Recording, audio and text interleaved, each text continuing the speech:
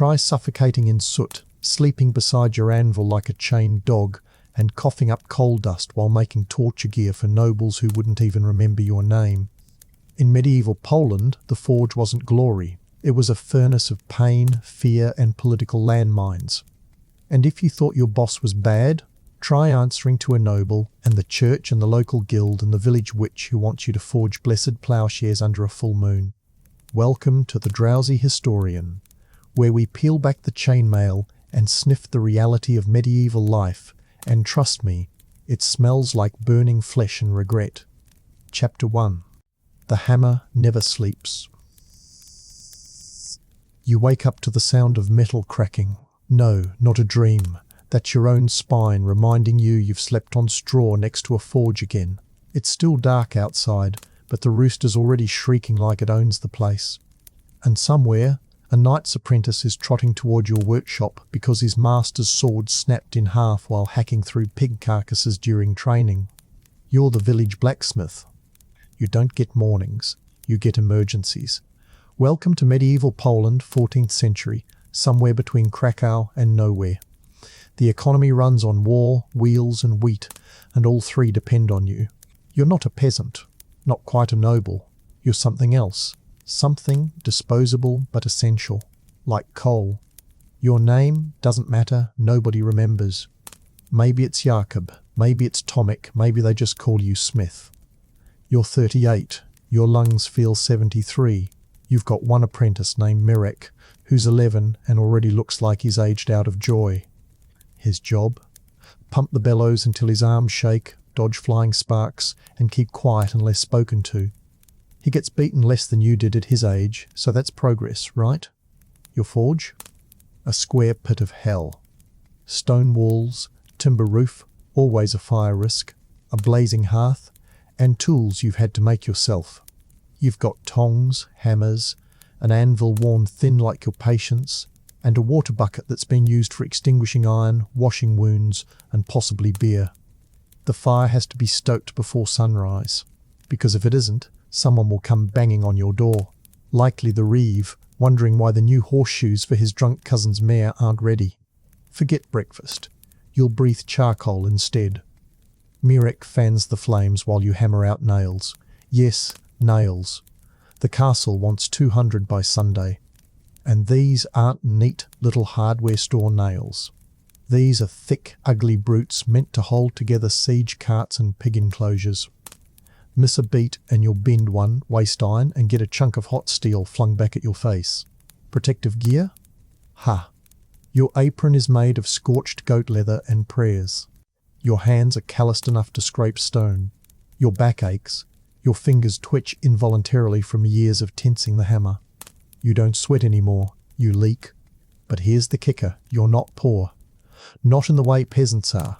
You actually get paid. In coin. Sometimes in chickens, sometimes in blessings. From clergy you don't remember asking for.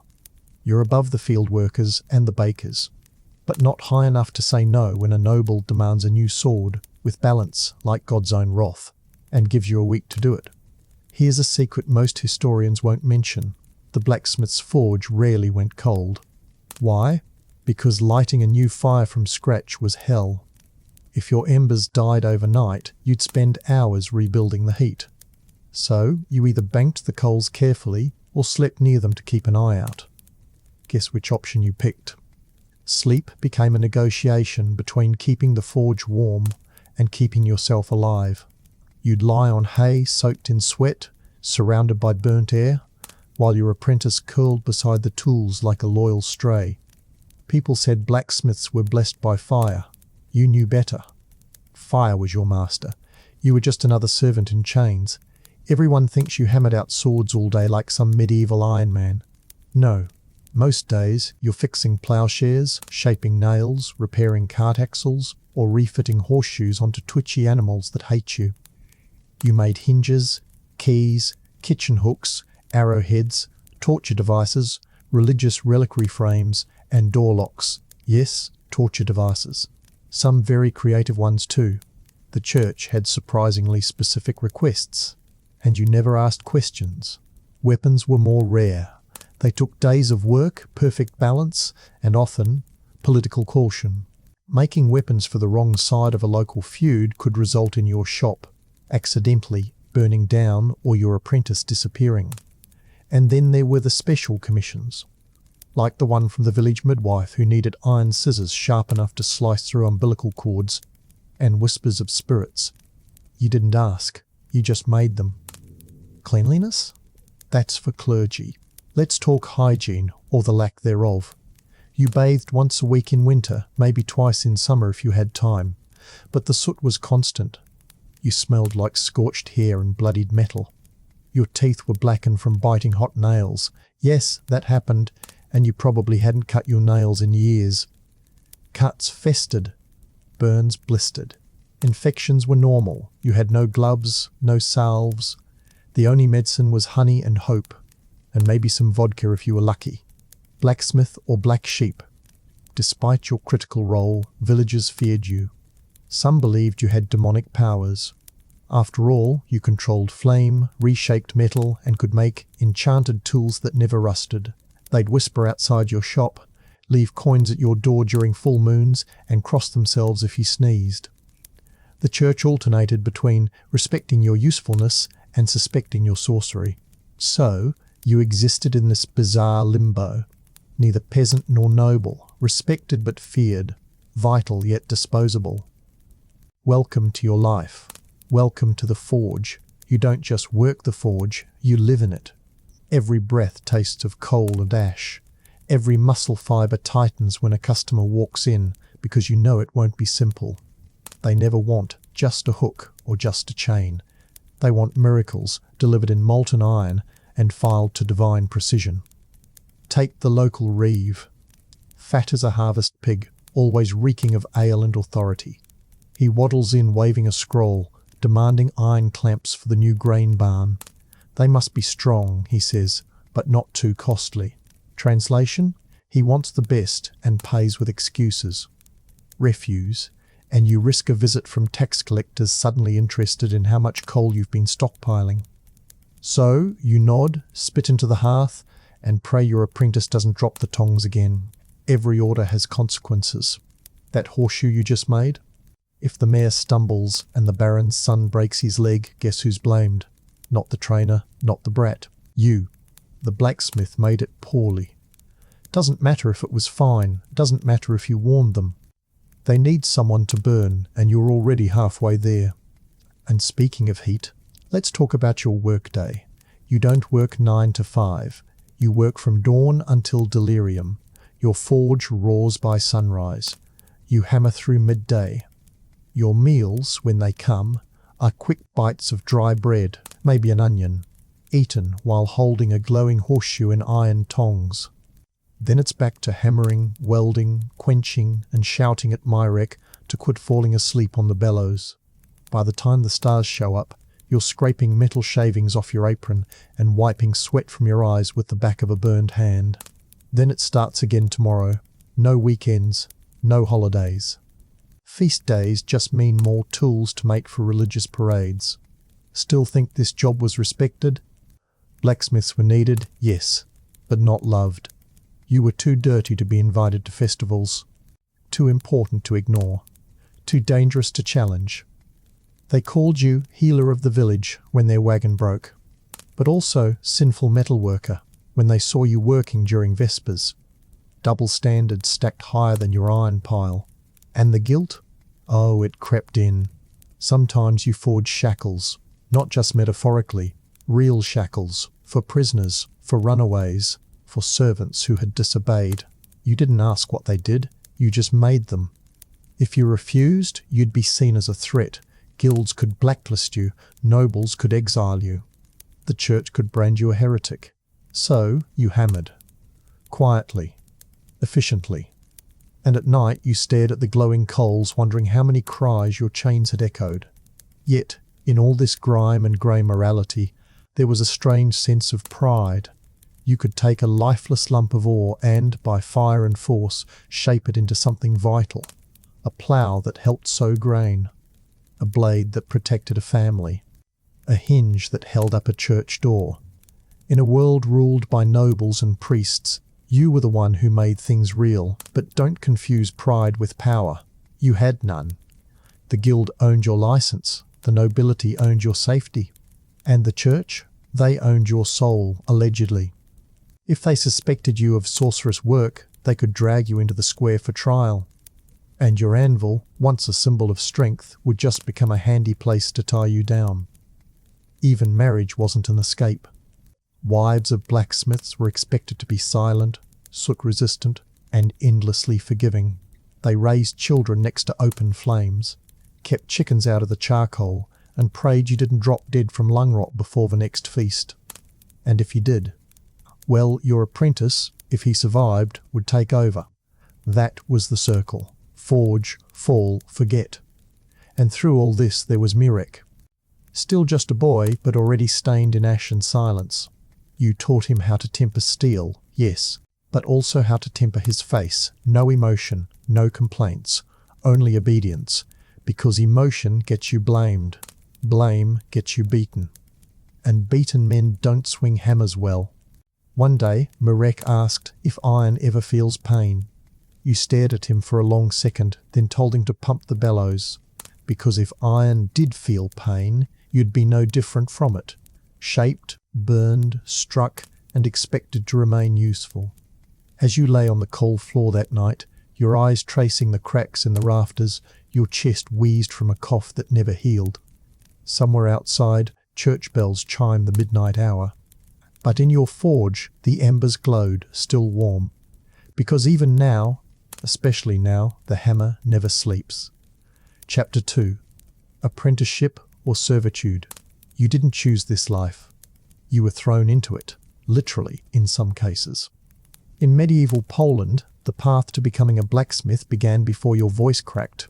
Usually around the age of 7 or 8, you were handed over by your parents, eager to rid themselves of a mouth to feed and hopeful that you might someday earn more than a beet farmer. You didn't bring dreams. You brought rags, fear, and maybe a wooden spoon carved by your grandfather if your family was sentimental. No tools, no gloves, no goodbye hugs. Just do what he says, and don't die. Your new home? A stone hut that smelled of burnt hair and regret. Your new guardian? A blacksmith whose name you weren't allowed to say unless spoken to. Let's call him Master Wotek, because Master is all you'd be allowed to call him for the next 10 years. Wotek wasn't a teacher. He was a furnace with legs, tall, ash-covered, and perpetually angry, possibly from the third-degree burns that decorated his arms like a grotesque tapestry. His idea of training involved pointing, grunting, and occasionally throwing tongs. Your first lesson wasn't how to swing a hammer, it was how to duck. The forge became your world. You woke before dawn, cleaned the floor with a straw broom that disintegrated monthly, fetched water from a well half a mile away, and fed the chickens, because yes, you were also responsible for those. Then, with the sun still groaning awake, you stoked the fire. Bellows were your first tool. And they weren't some neat little accordion.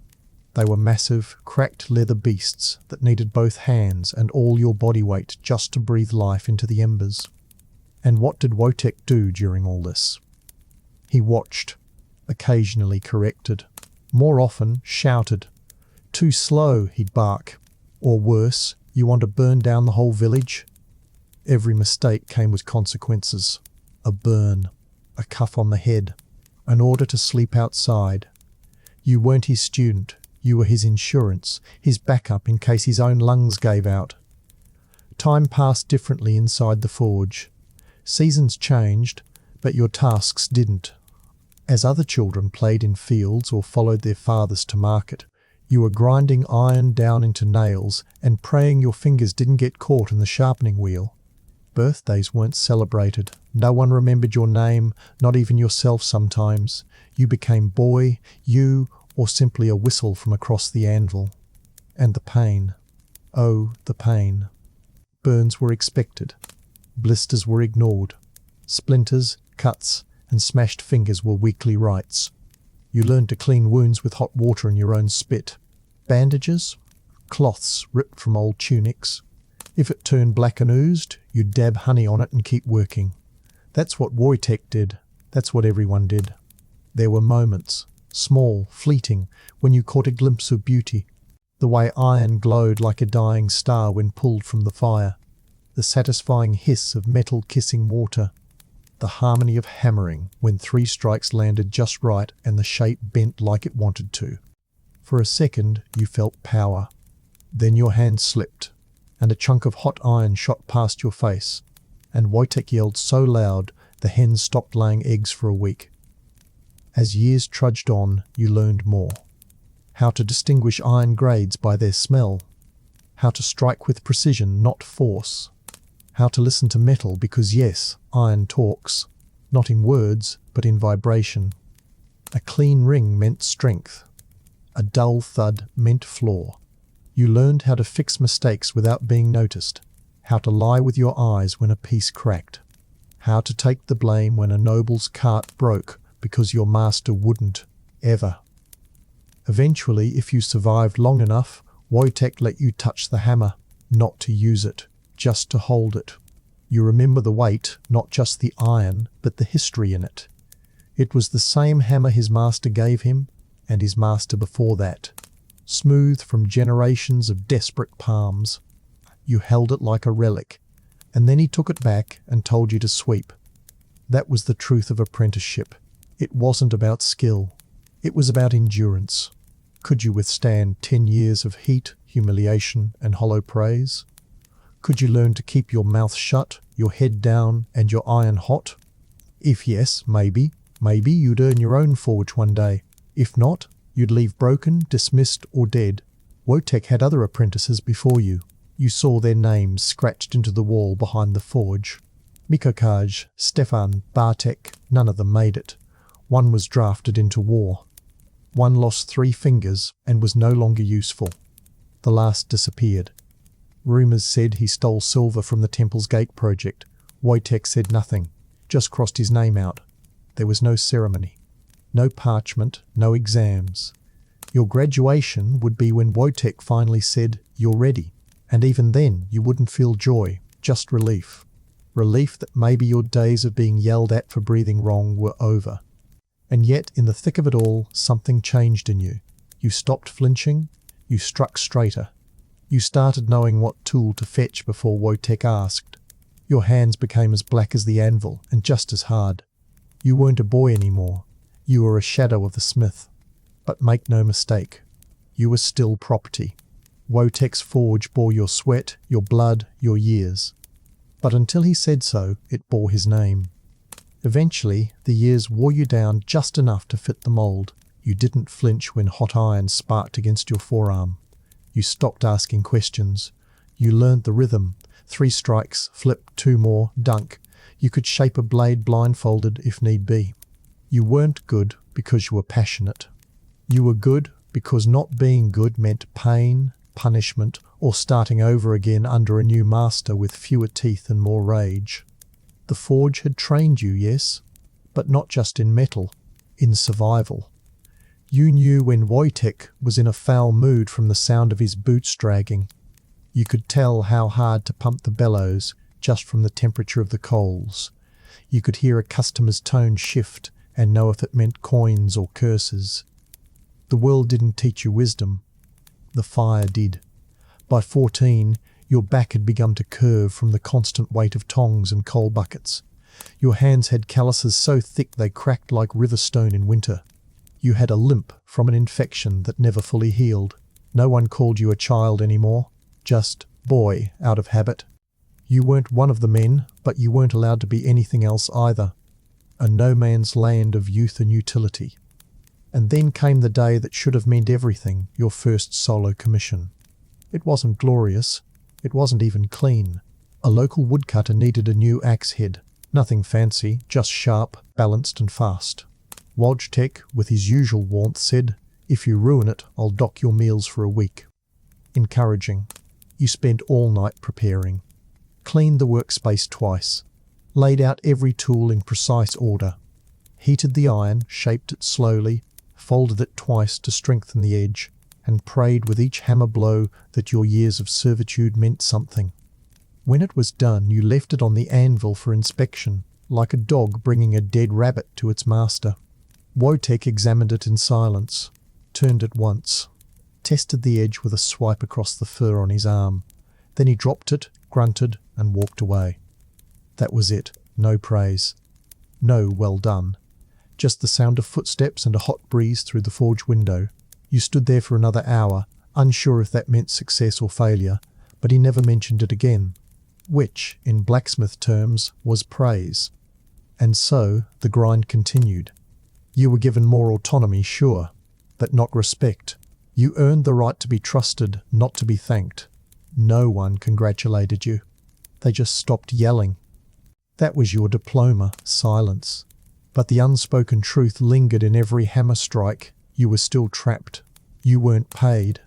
You didn't own anything. The food you ate belonged to Wojtek. The tools? His. Even your ideas, like a more efficient way to heat small iron strips, were dismissed. We do things the old way, he'd growl, as if innovation were some French disease. And if you wanted to leave, good luck. You needed guild approval, letters of recommendation, and a pocket full of coin you didn't have. Some apprentices escaped to other towns. Some disappeared into monasteries. Others joined the army because a sword in your hand, even pointed at your face, was better than a hammer in servitude. But you stayed. Maybe because you were too scared. Or maybe because, after all this time, you couldn't imagine not smelling like scorched metal. Sometimes Wojtek got drunk and told stories. Half lies, half gasps. Between swigs of whatever passed for brandy, he talked about the wars, about the Teutonic Knights, about times when blacksmiths were needed for more than hinges and hooks. You'd listen, pretending not to care, and wonder if you'd ever get to make something that mattered. Then he'd pass out, snoring in a pile of straw and iron filings, and you'd clean the tools. Again. Occasionally the village priest would visit, complaining about a broken latch on the church's gate. He never looked at you, only Wojtek, as if you were invisible. A tool, not a person. You learned to look down during these visits, not from reverence, but because eye contact invited trouble. In a society obsessed with hierarchy, even a glance could be interpreted as arrogance. There were others like you in neighbouring towns. Word of mouth carried news about an apprentice in Tarnow who'd been crushed when a hanging pulley failed, or the boy in Lublin who caught fire after pouring oil too close to the forge, or the one who went mad and ran into the woods, never to return. You heard these stories not as warnings, but as reminders. No one would save you if you broke, not the church, not the guild, certainly not Wojtek. But what broke you wasn't the danger. It was the invisibility. You made things, real things, things people used every day. And yet you were treated like smoke, felt but never seen, a ghost with a hammer. Still, the forge taught you one lesson that books and priests never could. The world doesn't care how hard you work. It cares how useful you are. You either make yourself indispensable or you become easily forgotten. And so, each morning you stoked the fire, you pumped the bellows, you pounded the steel, and you waited, silently, patiently, for the day your name would be more than a whisper behind a cloud of smoke. Chapter 3. A marriage between man and metal. At some point, you stop noticing the pain. That's not to say it goes away, it never does, but it settles into the marrow of your bones like an unwanted tenant. A constant reminder that you've become one with the forge. You no longer flinch at the sting of a stray spark or the sudden hiss of quenching steel. You simply adjust your grip, wipe your brow with a soot-blackened arm, and keep hammering. Because by now, you're not just a blacksmith. You are the forge. Its fire breathes with your lungs. Its smoke clings to your skin. Its rhythm pulses through your chest. You don't remember what life was like before the hammer. You don't care. Iron is your companion now, hot, heavy, and brutally honest. Most people think metal is lifeless. They're wrong. It talks. It groans when it's mistreated, sings when it's struck just right, and screams when it's quenched too fast. You learn to listen, not with your ears, but with your fingertips. A crooked blade doesn't lie. It hums wrong. A misaligned horseshoe tells its story in the way it jumps in your tongs. You don't just shape metal, you negotiate with it. And every job is a new negotiation. A noble wants a decorative longsword, not for battle, mind you, but for show. He wants it etched with vines and stars and something vaguely biblical. He doesn't care about balance. He cares about looking important while standing perfectly still. So you give him what he wants, bite your tongue, and charge extra for the gold inlay that won't survive its first real swing. Then the cooper brings you a dozen cracked hoops from wine barrels warped in the summer heat. He wants them fixed by sundown. No pay up front, of course. You'll get your coin when the wine sells, he says, as if you've ever been paid in anything but excuses and fermented promises. Next comes the Abbey, requesting new hinges for the reliquary box of St. Clemens. The box is wood. The hinges? Gold-plated iron made to shine like divine light but hold like a fortress door. You ask what's inside. The monk gives you a look. Holy remains. You nod and don't ask again. You know better. And sometimes, late at night, there's the knock. A traveller, cloaked and nervous, slides into your forge and whispers about needing a dagger. Small, concealable, fast. He doesn't offer a name, just a pouch of silver and a quiet threat that smells like politics. You don't ask who it's for.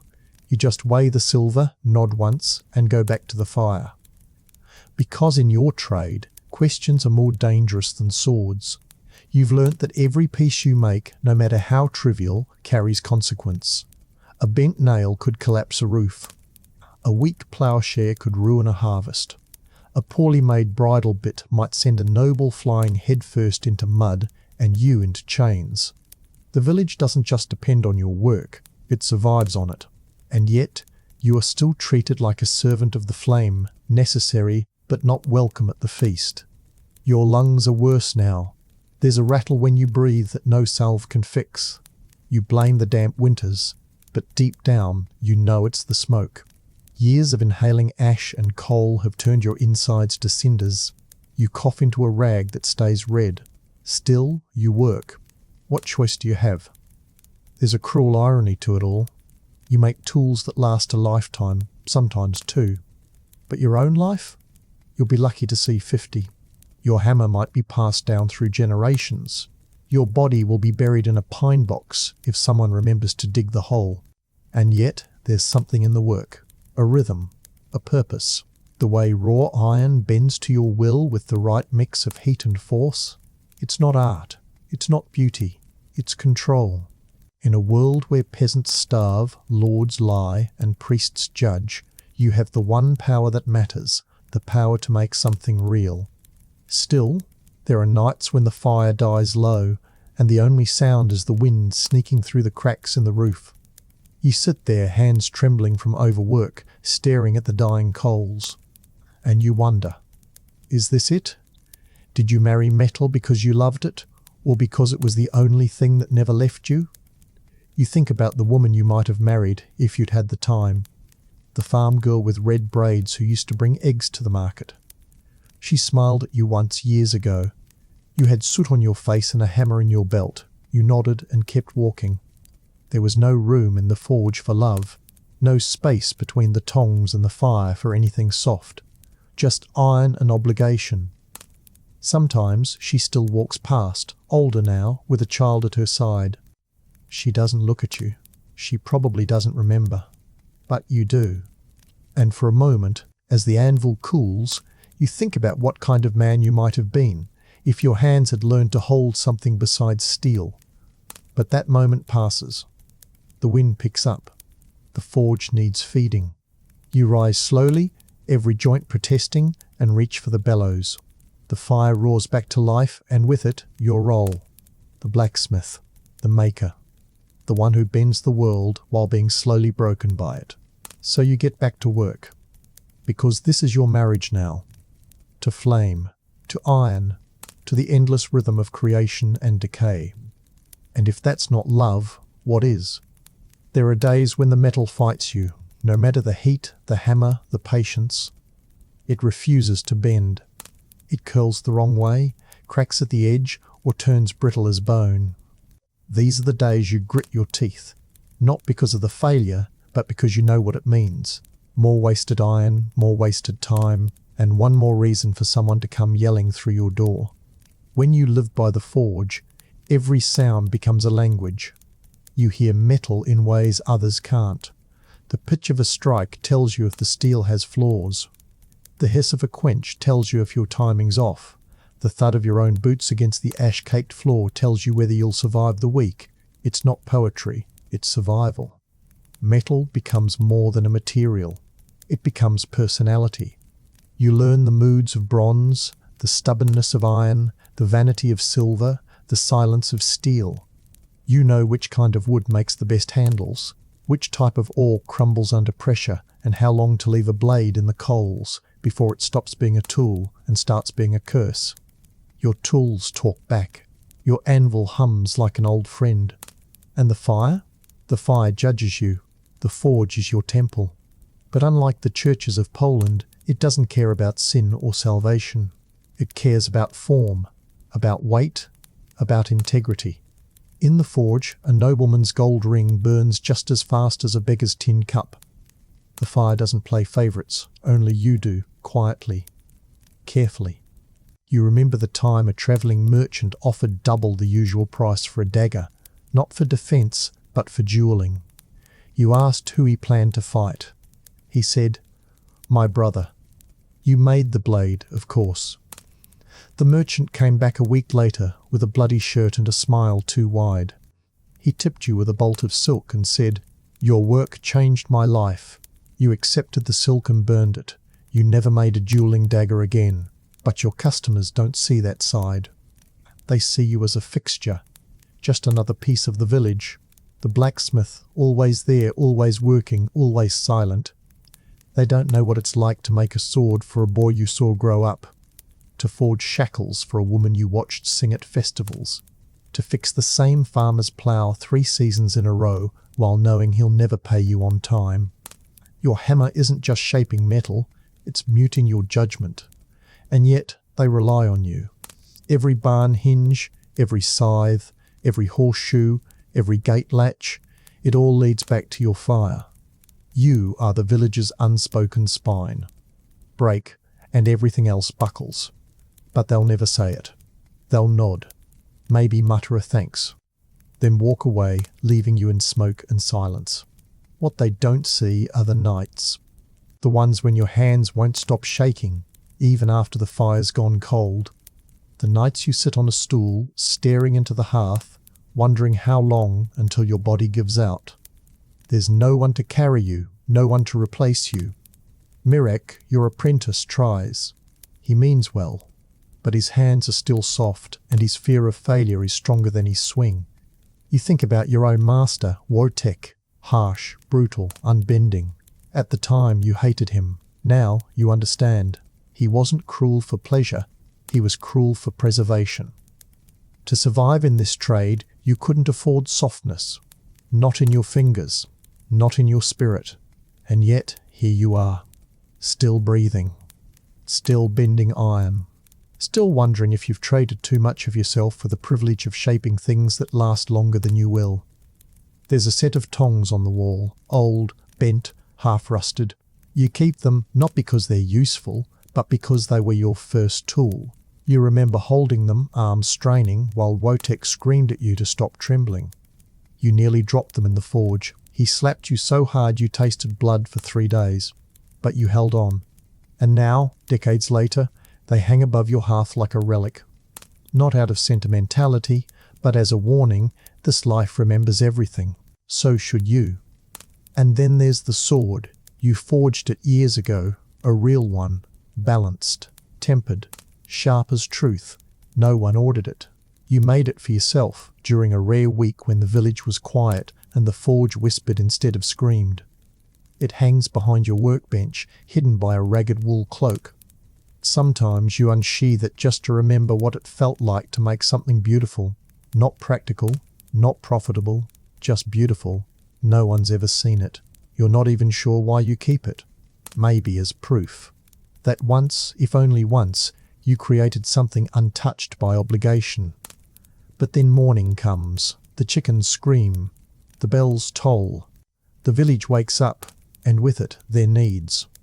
Broken latches, dull axes, war rumours and wedding rings.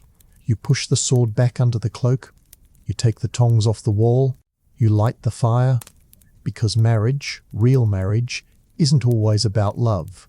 Sometimes it's about obligation, about showing up, about staying when you'd rather run. And so you do. You stay. Because this is the only vow you ever made, to keep the forge alive, even if it kills you. Chapter 4. Soot, Sweat and Superstition. You could tell the day's luck by the smoke. If it rose slow and straight from the chimney, the forge would obey. If it billowed sideways, spitting and curling like a warning, you knew the iron would crack, or a customer would come with empty pockets and wild demands. It wasn't science, it was survival instinct, sharpened by years of listening to the fire whisper back. Because the forge wasn't just hot, it was haunted. Not by ghosts, no, but by centuries of belief. In medieval Poland, superstition wasn't some eccentric quirk, it was law. The villagers believed the blacksmith's fire could cure illness or cause it. They swore that your tools, when left lying open under moonlight, could invite demons. You scoffed at first, but over time you started to fall in line. You stopped forging during eclipses. You tied a strip of iron to your ankle during storms. You made the sign of the cross before hammering any weapon meant for blood. Not because you feared evil, but because others did, and their fear was dangerous. You weren't just a man in an apron, you were a mystery. Some called you blessed, others called you cursed. Children were told not to look directly into your forge, lest they see visions. Pregnant women left offerings of bread crusts and garlic on your doorstep before asking for cooking hooks. No one said why, no one needed to. It was tradition, old and sticky, like soot in your lungs. You remember a woman once brought you her dead husband's hammer. She wanted it melted into nails for their son's cradle. Said it would carry his father's strength. You did it quietly and never asked for payment. Some things you didn't charge for. Others you charged triple, like when the village brewer wanted a blessing rod to stir his fermentation barrel. He claimed the last one had gone sour due to black vapours in the wood. You forged a new one, stamped it with a star, and handed it over while trying not to laugh. He paid in 2 barrels of ale, both of which gave you the runs. Superstition paid well, and punished harshly. One winter, a man accused you of forging a cursed horseshoe. Said his mare had turned wild, bit his wife, and galloped into the lake. You tried to reason with him, remind him you used the same template you always had. But reason isn't stronger than fear. He came back that night with 3 others, drunk and armed. They didn't kill you, but they broke your door, smashed a few tools, left you bleeding in the corner, whispering a name you hadn't spoken in years, your own. The church investigated, briefly, then dismissed it as pagan panic. They offered you a prayer and a loaf of bread. You fixed the door yourself, and from that day on you started putting salt in the corners of the forge, just in case. It wasn't just the villagers. Fellow craftsmen had their own rituals. You knew a smith in Chowitz who wouldn't strike iron unless his left foot touched bare earth. Another in Chechno kept a goat skull above his anvil for clarity. You rolled your eyes, sure, but you also never worked without your iron ring, gifted by your master, worn not for fashion but for luck. You worked shirtless, most days, because the heat demanded it. Your chest was a canvas of burns and scars, a history book written in pain. But one scar mattered more than the rest, the one shaped like a half moon near your ribs. You got it from a broken chisel on All Souls' Day. The villagers told you it meant something. The spirits tried to warn you, one old man said. You didn't listen. You smiled and nodded, then poured water on the wound and got back to work. Because even if the spirits had opinions, the tools needed fixing. And the forge? It remembered everything. Its stones were slick with old sweat. Its bellows groaned like they were alive. Sometimes, late at night, when the coals glowed low and the village was silent, you'd hear whispers. Not real ones, just the wind playing tricks.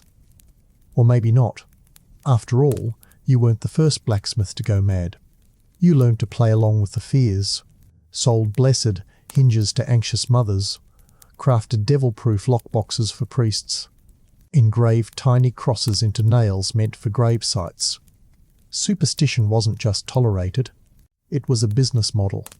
Still, you had lines. You refused to forge charms meant to hurt others. You wouldn't make knives for poisoners or shackles for secret prisons. But those lines blurred with time. One man's farming tool was another man's weapon. One woman's love charm was another's curse. You stopped asking questions. The fire didn't care. The hammer didn't judge. You began to realize that belief itself was molten, easily shaped by fear and forged by need. The villagers didn't want the truth. They wanted protection. From illness, from misfortune, from each other. And if a piece of iron with a star stamp gave them comfort, who were you to say no? But superstition cut both ways. One morning you found a dead raven on your doorstep, wings outstretched, eyes gone. Around it, a circle of ashes and rosemary. A warning? A curse? A joke? You buried it behind the forge and didn't speak of it. That week, your quenching barrel cracked and your apprentice burned his hand. Coincidence? Probably. You didn't believe, not fully, but you respected the power of belief. Because belief makes men kill. It makes them lie, steal, and pray to stones. And in a village where the church watched everything and the stars were seen as omens, a blacksmith stood at the crossroads between earth and flame, between logic and madness. You never called yourself wise, but you understood this. To survive in medieval Poland, you had to learn which stories to hammer into shape and which ones to keep buried under coal and silence. As winter deepened, the forge took on a different kind of rhythm. The air outside bit at your ears and froze your breath, but inside the heat was a second skin. You worked faster, not because there was less to do, but because the cold made the iron brittle and the people desperate. Every broken hinge became an emergency, every cracked blade a crisis. When the snow buried wagons and froze doors shut, your fire became salvation. Yet no one ever said thank you. They said prayers, though, loud ones, especially when they saw you working after sunset. It was said that forging at night invited spirits, or worse, brought attention from the dead. You didn't care. You had orders to fill. And the dead, frankly, were quieter than the living. But even you began to feel it, that prickling sense that something was always watching. Maybe it was the way the smoke sometimes curled against the wind. Maybe it was the dreams, the ones where iron screamed and your hammer struck endlessly without ever shaping anything. Or maybe it was just exhaustion. Superstition fed on fatigue. The less you slept, the more you started noticing the wrong things. Like the shadows in the corners of your forge that didn't move with the firelight. Or the cat that never blinked when it sat outside your door watching. You told no one, of course. You were the blacksmith, the one who didn't scare, the one who wielded fire and shaped fate. If you cracked, who would fix the village's broken pieces? And so you made peace with the whispers, with the odd stains on the hearthstone that no amount of scrubbing erased, with the feeling that your anvil pulsed slightly, like a heartbeat, when no one else was around. Maybe it was madness, or maybe it was memory. After all, the forge had seen more blood than the village chapel. Some nights you found strange items left by your door, a bundle of twigs tied with red string, a leather pouch filled with what looked like dried toads, a necklace made of bone carved with runes you didn't recognize. You never touched them, just swept them into the fire, watched them vanish in the flames, and listened closely for changes in the way the iron sang the next morning. There was a reason blacksmiths were rarely buried in churchyards. Too much ambiguity, too many stories. Some said the forge changed your soul. That working metal pulled the divinity from you and replaced it with something else, something elemental and immune to prayer. You never asked for a grave plot. You just hoped that when your time came, they'd burn your body in your own hearth. Let the flames have you, fully and finally. Still, you were not entirely alone in your strangeness. The midwife once confided that she never delivered a child without an iron nail in her apron pocket, said it warded off things that slipped between. You asked between what? She just shook her head. One of the travelling traders kept a bent horseshoe under his wagon seat, claimed it protected his goods from thieves and sickness. You made that horseshoe. It had a slight crack near the arch that you didn't mention. Superstition wasn't about truth, it was about trust. And that's what it always came back to. They didn't trust you as a man. They trusted the idea of you, the blacksmith, the iron keeper, the boundary between heat and horror. You embodied something older than the church bells, older than the taxes, older even than the kings they bowed to. You were fire made flesh. And no one trusted fire. Not fully. You learned to use that fear. When a customer tried to haggle too hard, you held their gaze just a little longer than necessary. Let your eyes drift toward the glowing embers. Said nothing. Let the silence speak. When a child misbehaved near the forge, you told them the bellows once belonged to a dragon's lungs. They never came back. Your apprentice, Mirek, absorbed it all. He started asking fewer questions, started mimicking your superstitions, tapping the anvil twice before starting a new piece, refusing to hammer during thunder. You didn't correct him.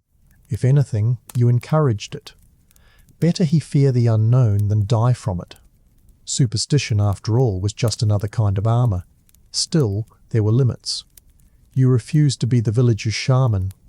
When they asked for iron crosses to bury in the fields to ward off wolves, you made them, but you didn't bless them.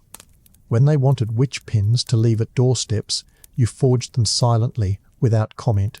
You knew the real danger wasn't wolves or witches, it was the people themselves, their fear, their certainty, their need to blame. And blame, like rust, spreads. A child dies of fever, someone points to the blacksmith. A cow is born deformed. Someone recalls seeing sparks fly sideways from your chimney. The harvest fails? You must have offended a saint. Or perhaps you've hidden something in the walls of your forge. Something unholy. One year, after a particularly harsh frost, the village priest stood outside your shop and began a sermon, not to you, to the air, loud enough for all to hear, about fire as both gift and punishment, about pride, about those who believe themselves above repentance. You listened from inside, hammering a gate lock while the sermon bled through the cracks in your walls. You said nothing, just worked slower, louder. Because the truth is, you don't fear curses, or priests, or whispers. What you fear, what you've always feared, is becoming useless. That one day they'll stop coming to your forge. That the fire will die, the tools will rust, and no one will remember the man who bent iron into shape while bending himself out of recognition. So you keep the fire alive. Not because of superstition, but because it's the only thing that still listens without judgment. The only thing that speaks in the same language you do. Heat, pressure, silence. You wake each day not with hope, but with habit. You eat not for pleasure, but to keep your hands from trembling. You forge not because you believe in the work, but because belief is for those with options. And your only option is to keep hammering until the metal or your mind cracks. That is the real superstition. Not charms or whispers, but the unshakable belief that if you stop working, you will cease to exist. Chapter 5. Forging Status and Enemies. There is a strange irony to being a blacksmith in medieval Poland. You are both nobody and everything. On paper, you are a craftsman, skilled labour, guild-bound, tolerated by nobility, and ignored by the church unless they need hinges. But in practice, you are the village's spine. Remove you, and the doors stop opening, the horses limp, the tools snap, and the entire illusion of stability collapses. Yet for all this silent power you carry no sword, sit at no council table, and own nothing that can't be melted back down. Still, over time, a certain aura begins to cling to you. A weight. A presence. You walk into the marketplace, and people part, not out of respect, but because soot never washes out and your eyes don't blink the way they used to. You pass the baker's stall and he nods too quickly. The weaver's daughter stops giggling when you walk by. The local boys stop throwing stones near your workshop because one of them once cracked your window, and spent the next week limping from a mysterious splinter. You didn't ask for influence. You didn't even notice it at first, but it builds. With every piece of iron you shape, your reputation sharpens alongside it, and reputation is its own kind of blade. You start getting visitors from outside the village, minor lords, wandering knights, monks in robes too clean for real pilgrimage. They want tools, yes, but also favours. Information. A discreet weapon here, a custom lock there. Sometimes they speak in veiled tones, careful not to say too much. Sometimes they say too little, and leave you guessing what you've just made and for whom. One nobleman wanted a hunting spearhead shaped like a wolf's fang. Symbolic, he said, smiling in a way that made your skin itch. You made it, of course. Charged double, then didn't sleep for 2 nights after. 2 weeks later, the baron of the next province over was found impaled outside his estate. You never made that shape again. That's when the paranoia sets in. Not yours, theirs, the villagers, the clergy, the officials. They start to suspect. Why does the blacksmith get so many visitors? Why does he work at odd hours? What does he know that he's not saying? You're not a man anymore. You're a possibility, a potential threat. And nothing terrifies power like potential. You start to feel the distance growing. Invitations to feasts never arrive. The priest stops blessing your forge during holy days. The guildmaster in the next town delays your orders for coal. You are not being punished, you are being noticed. And being noticed is the first step toward being removed, so you adapt. You keep your head down, speak less, laugh only when necessary, praise the church when it's listening, and curse the weather when it's not. You become polite, predictable, careful. You stop making unique pieces.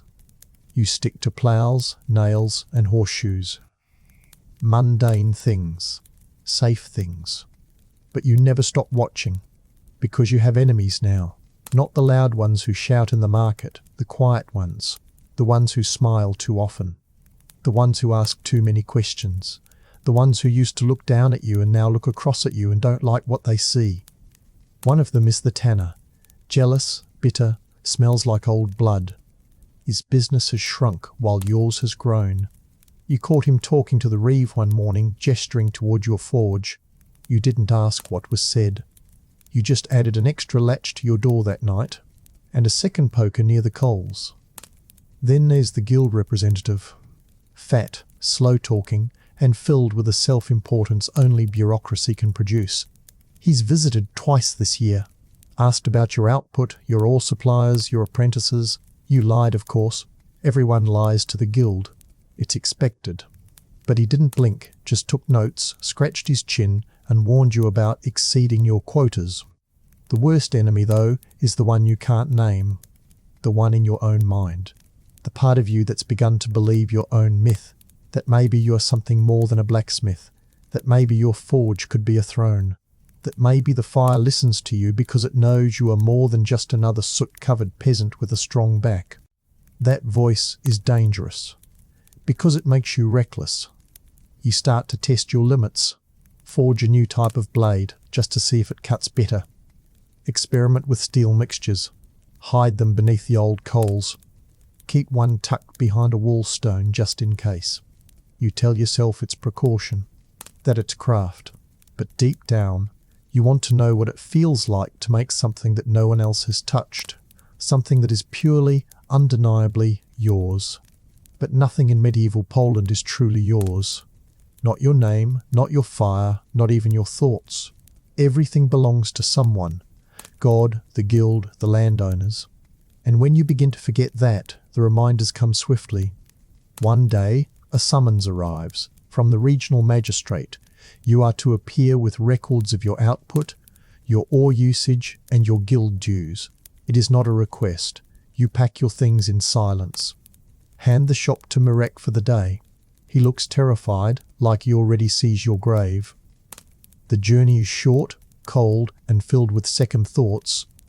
The magistrate's hall smells like wax and rot.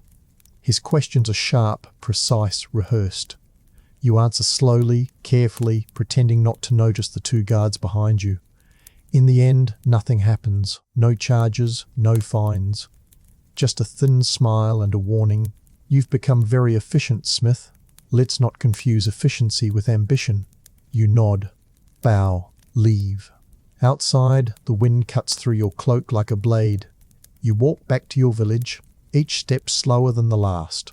Not because of fear, but because you know you've crossed a line, even if you don't yet know where it was drawn.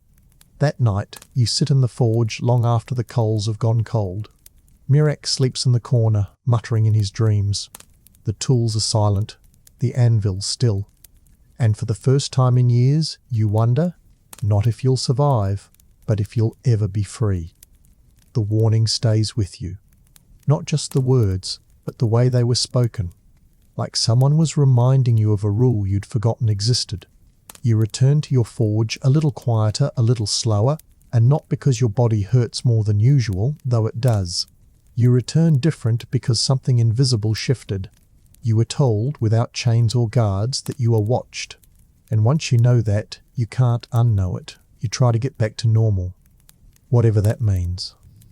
You focus on routine, ploughshares for farmers, hinges for stables, nails by the bucket. You nod to villagers, make small talk with the baker, let the priest pass without eye contact. You tell yourself that if you behave just right, if you shrink back into the shape they expect, you'll be safe again. But status, once tasted, clings to the palate like ash. You've already seen behind the curtain. You know what power feels like. It's not grand or flashy. It's subtle, like the way people pause before speaking to you, or how their requests turn to suggestions. It's in the way Mirek stands straighter now, not because you told him to, but because you don't have to anymore.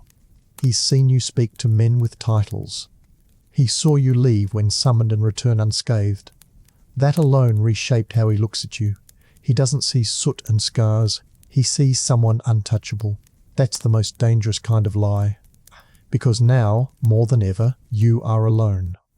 When you had nothing, at least you had community. Peasants brought you eggs and gossip. Priests shared scraps of meat and warnings about heretics. But now, even their suspicion is quiet. It's not open hostility. It's detachment. As if you've stepped off the same road they still walk. You've become a story they whisper to their children. He's useful, they say. Just don't get too close. You feel it most at night. You finish your orders, bank the coals, wash your hands in the same cracked basin. You sit, stare at the tools. And the silence, once comforting, is louder now. Not peaceful. Hollow. As if the forge itself is waiting to see what you do next. And you don't know. You've never had to think this far ahead. Before, your life was reaction. Heat metal, strike fast, stay alive. Now, the choices feel heavier.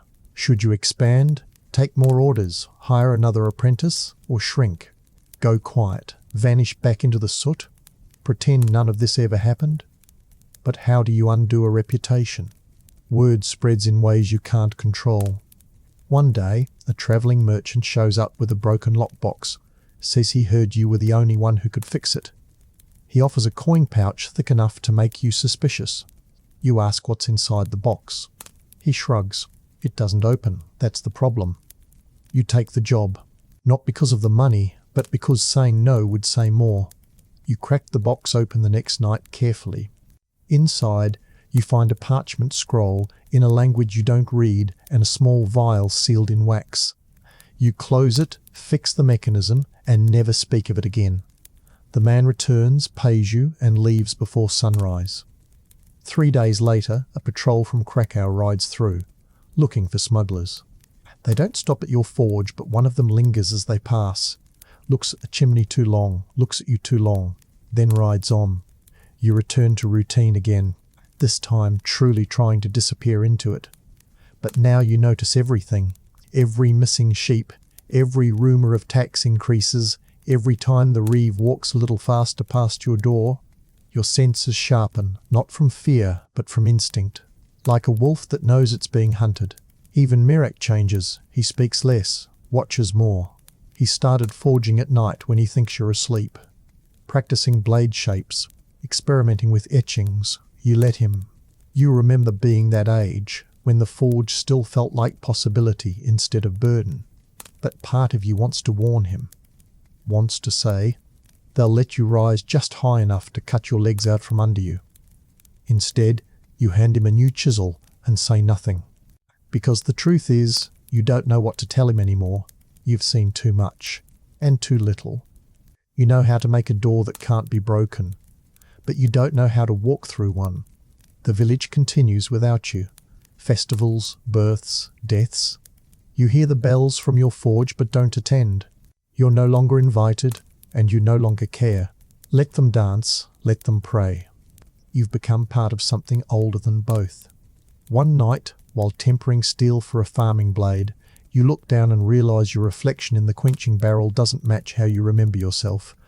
The eyes are too hollow, the mouth too flat. You stare longer than you should. The fire crackles behind you, casting shadows that flicker like wings. You splash the water, break the image, go back to hammering. Because this is who you are now.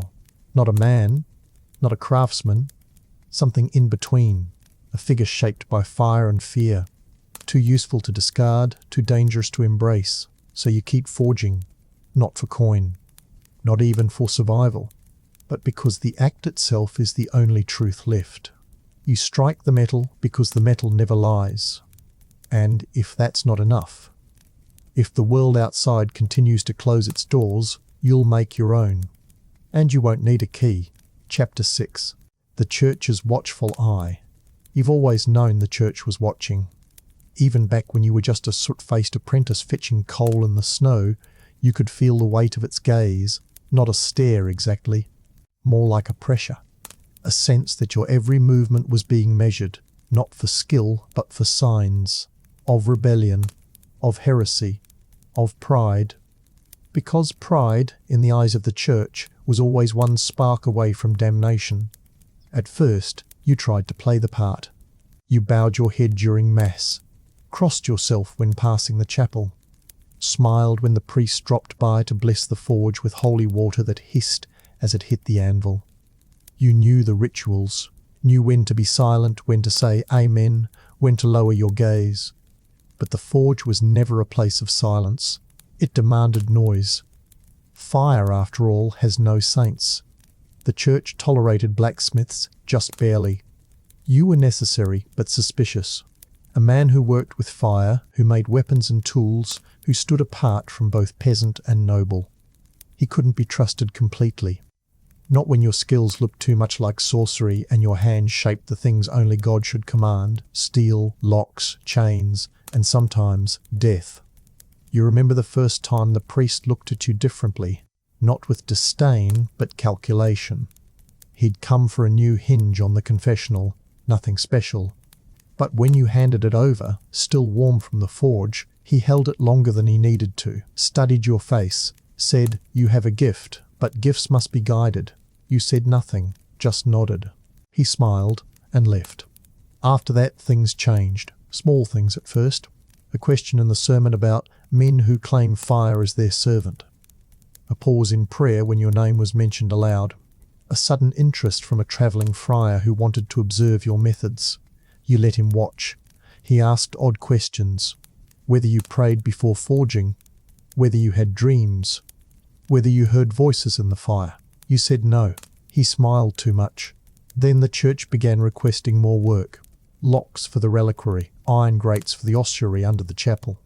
A new altar rail, always under the guise of improvement, security, divine purpose. But you knew better.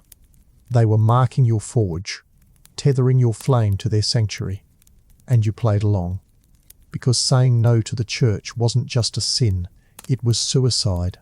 Still, you began to wonder, why now? Why the sudden attention? And then it hit you. The forge had become too respected. People came to you for advice, for judgment, for help. They trusted you more than the reeve, more than the priest. You had, in your quiet way, become an alternative, and the church doesn't tolerate competition. It starts to creep into your dreams. Sermons whispered through smoke, iron crosses glowing red on your anvil, eyes watching from the chapel steeple. You wake up coughing, unsure if the sound came from your own chest or the forge itself. One evening, the priest visits, not for work, for conversation. He sits awkwardly on a stool meant for tools, adjusts his robe like he's afraid of catching soot. "You do important work here," he says, "but work without God becomes dangerous." You nod, wiping your hands on your apron. He watches the fire too long. "We should discuss how your craft can serve the divine more directly." You know what he means. He wants you bound, not in chains, but in purpose. You are to be the church's smith now, not officially, not publicly, but certainly. The quiet agreement where you make what they ask, no questions, no delays. And in return, protection, influence, perhaps even a little power if you kneel correctly. But you've spent your whole life avoiding kneeling, so you compromise. A little, you make the locks. You forge the sacred symbols. You let them install a tiny iron cross over your doorway. The villagers see it and relax. The priest sees it and smiles. You see it and feel a little colder inside. Because the church's eye is not like a man's. It does not blink. It does not forget. A month later, a boy is burned for heresy. Not in your village, but nearby. You hear about it from a trader. Said he was caught sketching strange symbols. No trial, just fire. The same fire you tend daily. The same fire that warms your forge and lights your tools. You look at your hands and wonder if they've been marked too, not by sin, but by usefulness. You begin to notice patterns. People who once brought you simple commissions now ask for religious items. Not because they believe, but because they fear being seen without them. One man demands a sword hilt inlaid with a cross. "To prove my loyalty," he says. Another asks for a door knocker shaped like a cherub. "Just in case," he adds. Superstition wrapped in orthodoxy. Fear disguised as faith. The church has them all dancing, and your forge plays the tune. You say nothing. Just keep hammering, keep watching, keep pretending. But you begin to hide your real work, the clever designs, the quiet experiments, the tools no one asked for. You bury them in ash, wedge them into wall cracks, disguise them as scrap, because you know what they'd say if they found them. Innovation is just a fancy word for disobedience, and disobedience is always heresy in a robe. One evening, Merrick asks you why you never wear a cross. He doesn't mean anything by it, just curious. You look at him, then at your burn-scarred hands. The forge doesn't care who you pray to, you say. He nods, but doesn't ask again. The cross above your door rusts. You leave it there. Rust, after all, is natural. And if it happens to blur the symbol a little, all the better. Because the church may be watching, but you've learned to work in shadows, in heat, in silence. You don't fear their judgment anymore. You fear forgetting who you were before it began. You learn, over time, how to disappear in plain sight. Not from the villagers, not from the nobles, but from the church. You perfect a way of nodding without agreeing, praying without believing, building without revealing. Because there's no safe corner when the church decides to place its weight on you. Not a forge, not a field, not even the inside of your own skull. They call it guidance. You know it's surveillance dressed in scripture. At first their requests are tolerable. A new gate for the chapel, candle holders for a shrine. You craft them quietly, without signature. But then come the stranger demands. Iron collars for penitent sinners. Bars for confessionals to remind the wicked of their separation from God. You hammer each piece with clenched teeth, wondering what they'll be used for. You already know. But you ask anyway, just to remind yourself you still can. One day, a deacon from the diocese arrives. He carries no tools, no gifts, only questions. He walks your shop like it's a crime scene, brushing fingers across anvils and door frames like he expects sin to smear off. "You've done well for yourself," he says. "A clean forge, loyal clients, a skilled apprentice." There's something behind his smile, sharp and satisfied. "You know, many of our brothers are concerned, not about you, of course, but about the temptations that come with mastery." You don't answer. You don't need to. This isn't a conversation. It's a reminder that power isn't just what you make with your hands. it's who you answer to. And the church wants to make sure you remember where your iron comes from, God, via bureaucracy. Later, Mirek finds a parchment nailed to the forge door. It's a notice. Your name listed among those approved by the ecclesiastical authority. A mark of safety or submission. You don't remove it. You don't acknowledge it. You just work faster that week. Longer.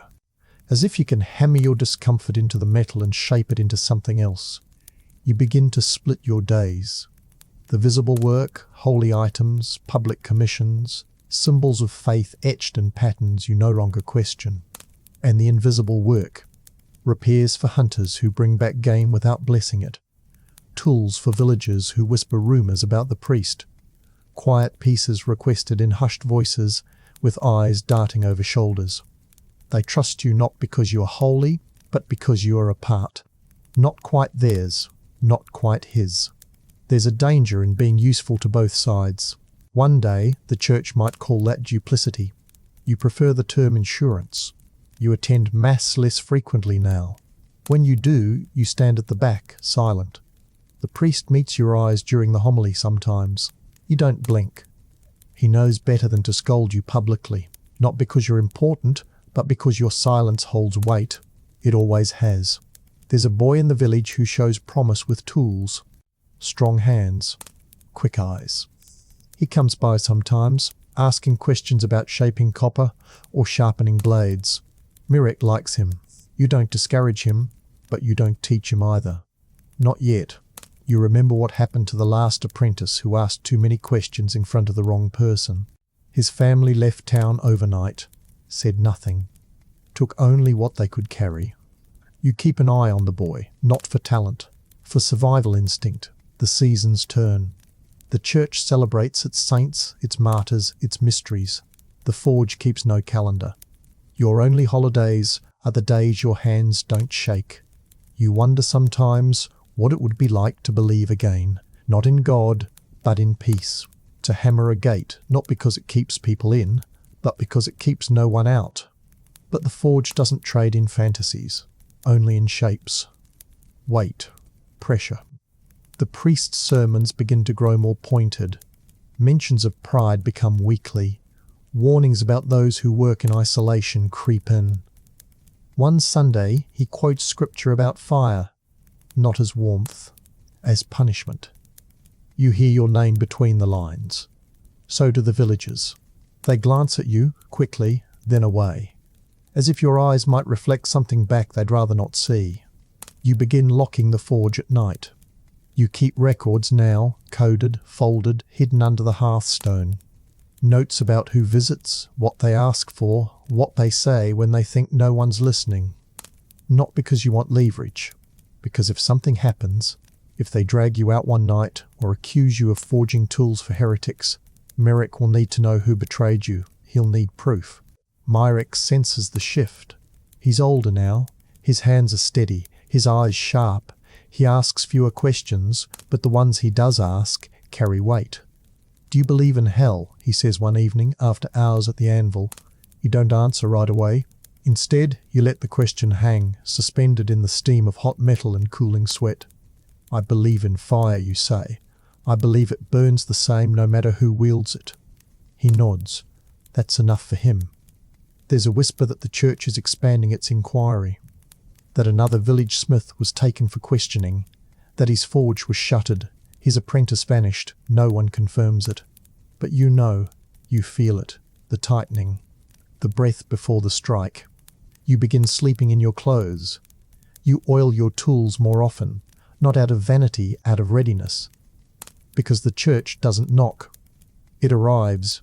You don't know when, or how, or what name the accusation will wear. But you know it's coming, and when it does, your only defense won't be scripture. It won't be loyalty. It'll be the work itself.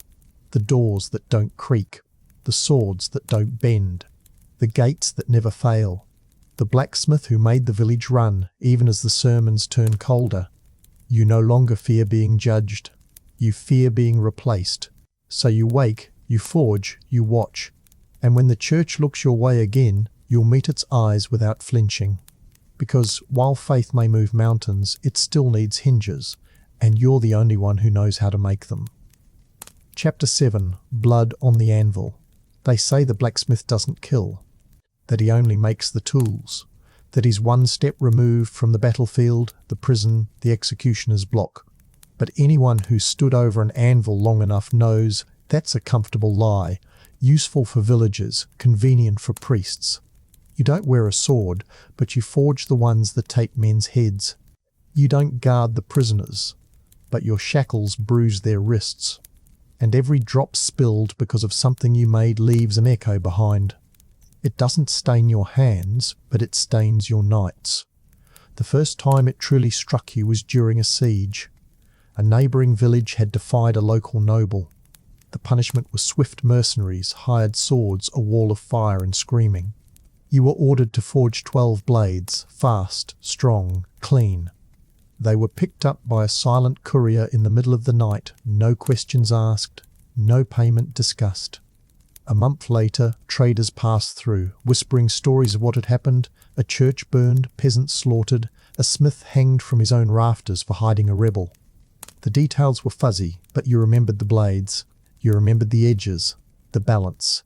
You remembered how proud you'd been of their weight. You started sleeping less after that. There's a drawer in your forge that no one opens but you. Inside, wrapped in linen and soot, are bits of metal you couldn't bring yourself to use. Fragments of weapons returned with dried blood still caked in the grooves. Bent shackles with skin still caught in the hinge. Once, a dagger with a name etched on the hilt. Danker. The man who brought it in for repair wouldn't meet your eye. You fixed it anyway, but you didn't charge him. Some debts don't take coin. And yet, you keep doing it, because someone always needs a blade, or a chain, or a cage. You tell yourself it's the fire's fault, that you don't ask what the iron becomes, that once it leaves your hand, its sins aren't yours to bear. But you know better. You always knew. Some days, it's worse. A noble's men arrive, breathing threats. Their captain throws a broken spearhead on your bench and says, "Fix it by sunset." There's blood on the shaft. You ask no questions. He watches you work like a man watching a slaughterhouse butcher. When he leaves, you burn the rags you used to clean the steel. Not because you believe it washes the guilt, but because you can't stand the smell. Then there's the church. They've grown bolder. One day, they asked for a rack. Not by name, of course. They call it a penitence table. You know exactly what it is. You've heard the rumours, the groans through chapel walls, the screams buried in confession. Still, you make it. You always do. You carve no marks, no signatures. It's just wood and iron. Just another shape. You wonder how many men have broken on your work. How many women have cried through tears and blood because your welds held firm. The thought sticks in your throat like ash. You cough, spit into the coals, and pretend it's nothing. Because in this trade, remorse is a luxury. You try to balance the scales. You give discounts to farmers. Fix tools for the poor without payment. You build strong ploughs, sharpen scythes, make hinges that never squeak. You do good work. But iron doesn't care what it's used for. It bends for kindness and cruelty alike. It remembers neither. Mirek, your apprentice, doesn't know the half of it. He still sees steel as potential. He talks about making the perfect sword one day. You nod and let him dream. But deep down, you want to tell him the truth. That every perfect sword is made for a perfect death. That every gifted blade has a throat waiting at its end. But you don't. Let him find out when the first red stain doesn't come off. You keep a box under your cot. Inside are names. Scraps of parchment, fragments of cloth, bone buttons, and once a single braid of hair, each one tied to something you forged that never came home. A quiet ledger of unintended consequences. You don't look at them often, but you never throw them away. They're not guilt, they're memory. Memory is harder to lose than faith. Some villagers whisper that your forge is cursed, that too many soldiers leave it and never return, that the fire itself knows how to twist metal in just the right way to kill faster.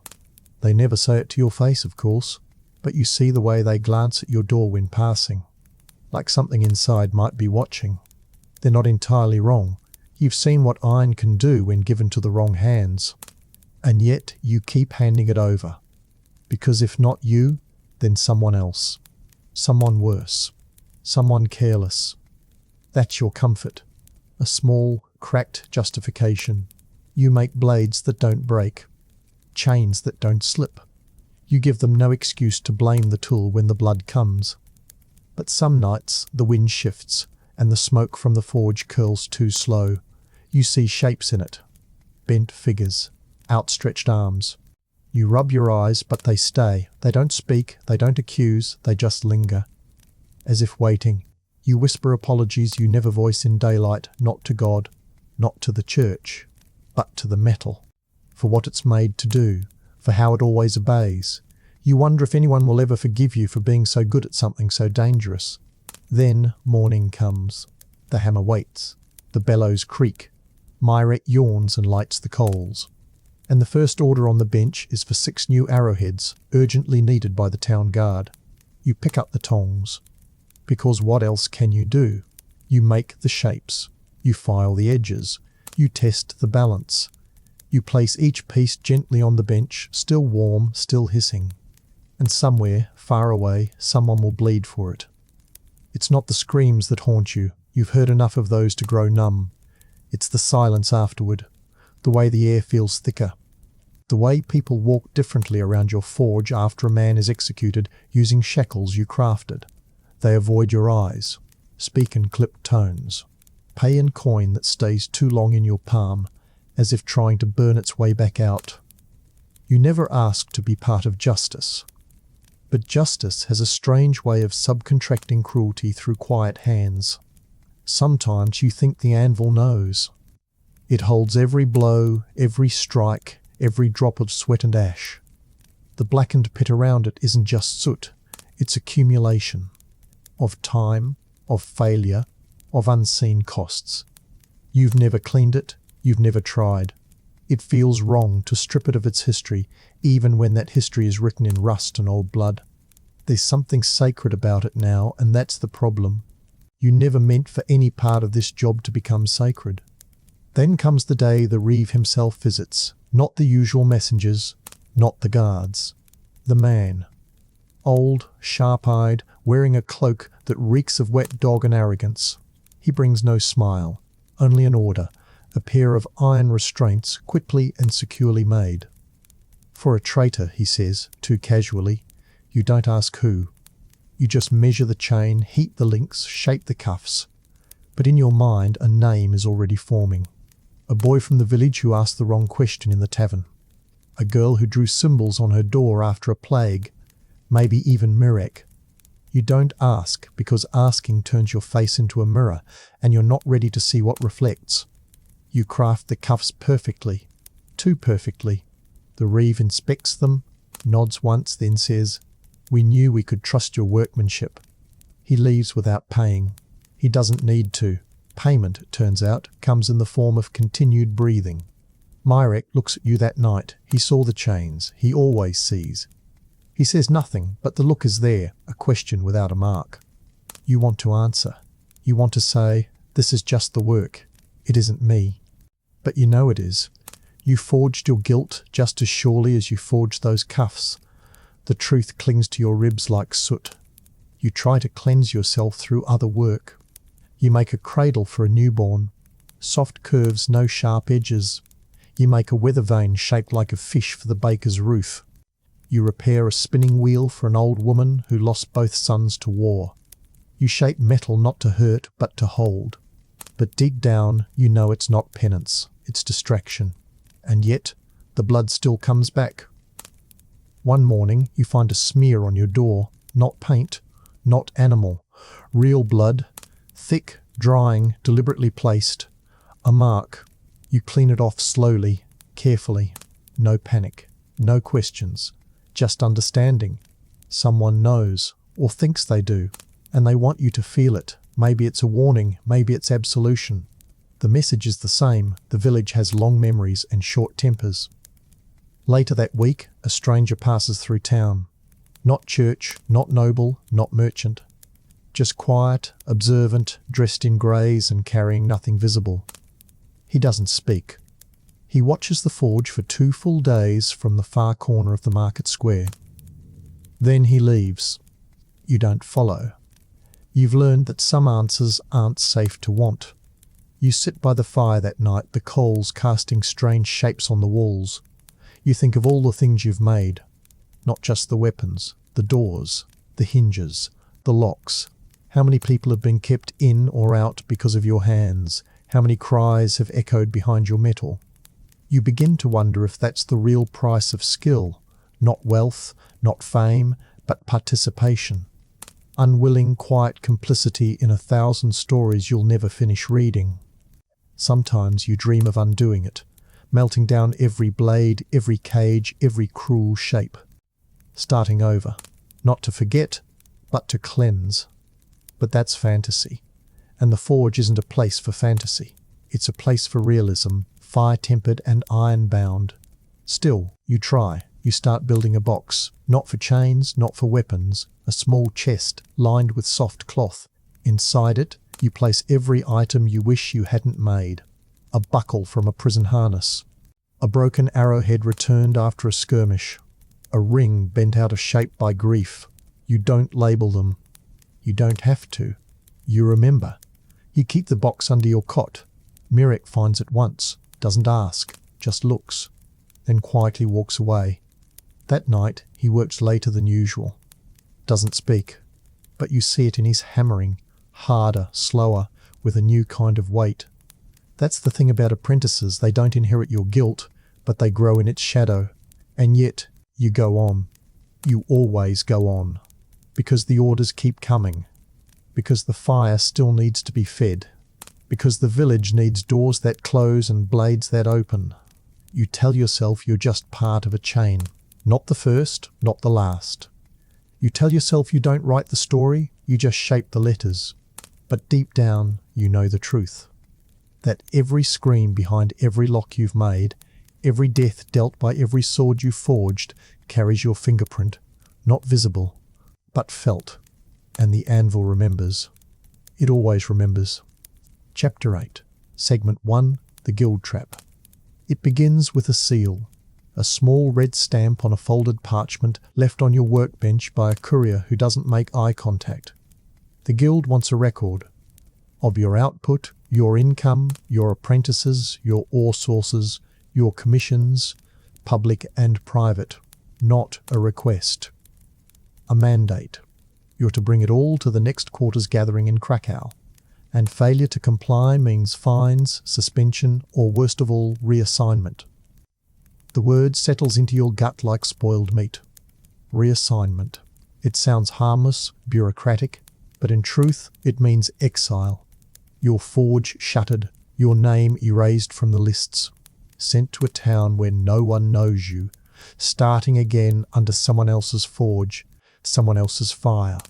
It's the guild's way of putting a leash around your neck without you ever hearing the collar snap shut. At first, you thought the guild was there to protect you. That was before you had something worth protecting. As an apprentice, you were told it gave craftsmen legitimacy, support, brotherhood. You believed it. Then you started paying dues. Then the inspections began.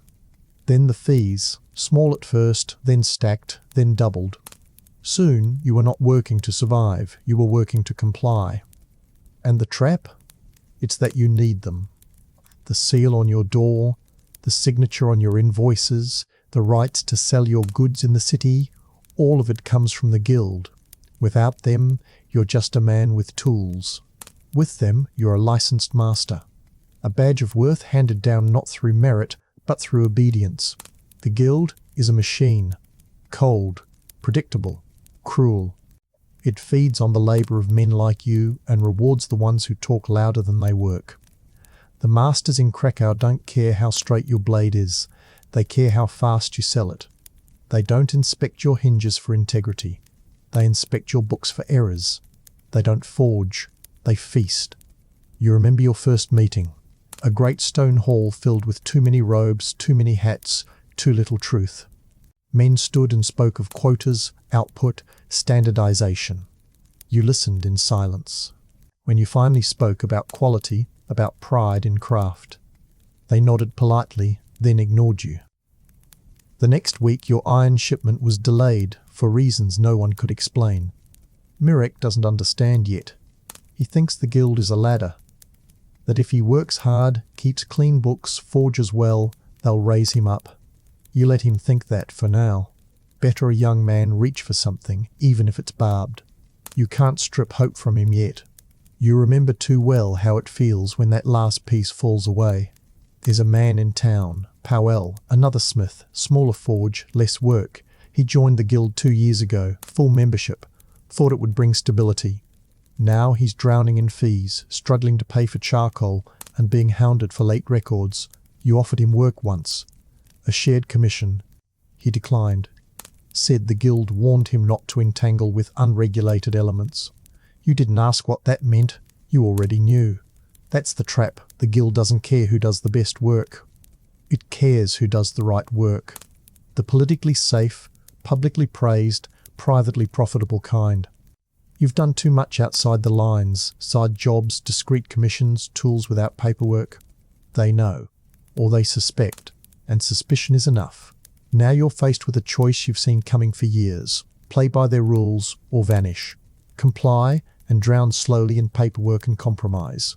Resist and risk everything. There is no third path, not in this world. So you prepare, you start adjusting your ledgers. Not lies, just omissions. You spread orders across weeks. You note materials under different names. You create the illusion of moderation. The guild wants modest success, not excellence. Excellence draws attention. You've had enough of that. You also begin to build a second set of tools, hidden, for emergencies, for starting over. You wrap them in cloth, bury them in ash, memorize the weight of each one, just in case. Mirek notices. He doesn't say anything, but you can see the questions piling in his eyes. You plan to tell him everything, eventually, but not yet. He still believes. He still thinks the guild is a roof. You know it's a noose. The inspection arrives 2 weeks early. A man in a brown robe, parchment in one hand, ink-stained fingers. He walks your forge like he owns it, points to tools, asks questions he already knows the answers to. You answer slowly, carefully. He doesn't write much, doesn't have to. His job isn't to record, it's to observe, to sense fear, to measure deviation. He lingers on the sword hanging behind your bench, the one you never sold, the one too fine for any customer in your region. This wasn't on your last list, he says. You shrug. Practice piece. He nods once, then makes a mark on the paper. You don't sleep that night, not because of fear, because of certainty. The hammer is coming. You just don't know which hand will drop it. And yet you return to the fire. Because you have to.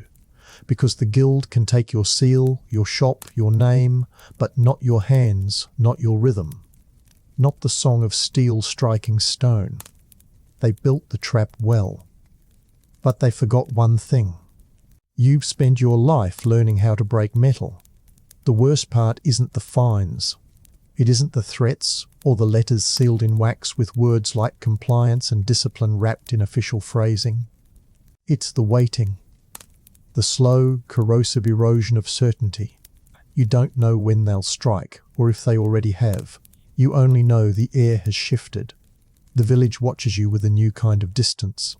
Like they're waiting too. Waiting to see if you fall and what happens when you do. 2 weeks pass after the inspection. No word, no summons, no judgment, just silence. Which is worse? You know the guild moves deliberately. Their punishment is never immediate.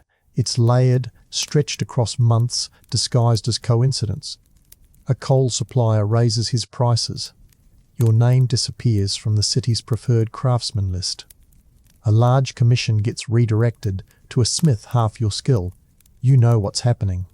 They're cutting your legs out one at a time and smiling while they do it. You keep working, not because the forge needs you, but because you need it. It's the only part of your life that still obeys.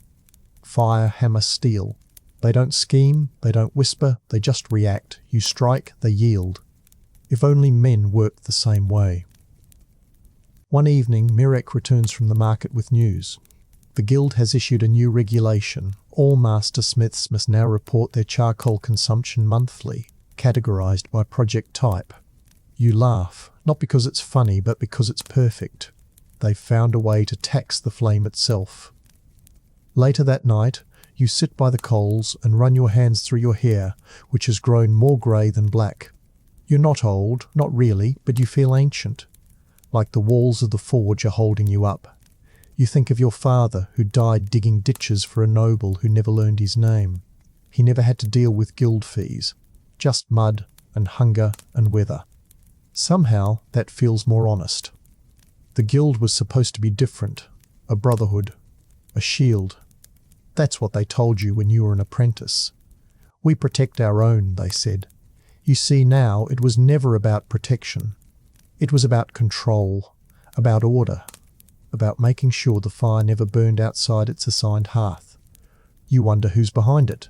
Not the clerk who did your inspection. He's a pawn. Not the district scribe. He's too busy skimming fees off the books. It's someone higher. Someone who noticed that you weren't just making tools. You were trusted, you were respected.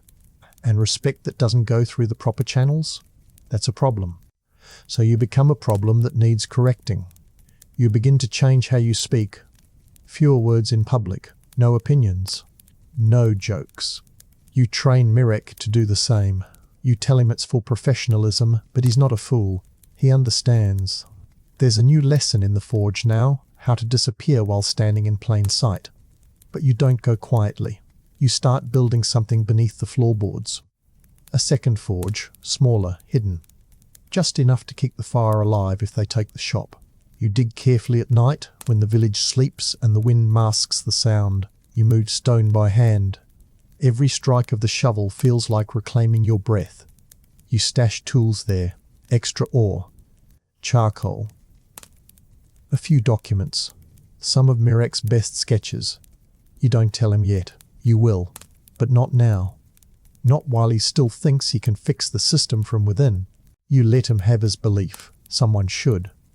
The letters keep coming, each one more sterile than the last. Guild codes, revisions, notices. They don't accuse you directly. That would require evidence. No, they wear you down with paperwork and expectations until you either submit or slip. You refuse to do either. You start taking private commissions again, carefully, quietly. A merchant needs locks for a caravan. You forge them at night. A widow wants iron charms to hang above her door. You make them on Sundays. A farmer offers bread and chickens for a new set of plough bolts. You accept. No receipts, no records, just trust. And the village begins to respond. Slowly. Not with words, but with loyalty. Someone slips extra coal onto your pile. A sack of flour appears at your door. Mirek hears rumours of guildmen asking questions and no one answering. It's not defiance. It's recognition. The village may not love you, but they need you. That's power the guild can't measure. Still, it's not enough. You know they'll come again. Another inspection. Maybe a public rebuke. Maybe worse. And so you prepare. You sharpen everything, not just blades, but your mind. You memorize your records. You burn the ones you don't need. You clean the forge like it's a chapel. When the hammer comes down, you want to look them in the eye and know you left nothing undone.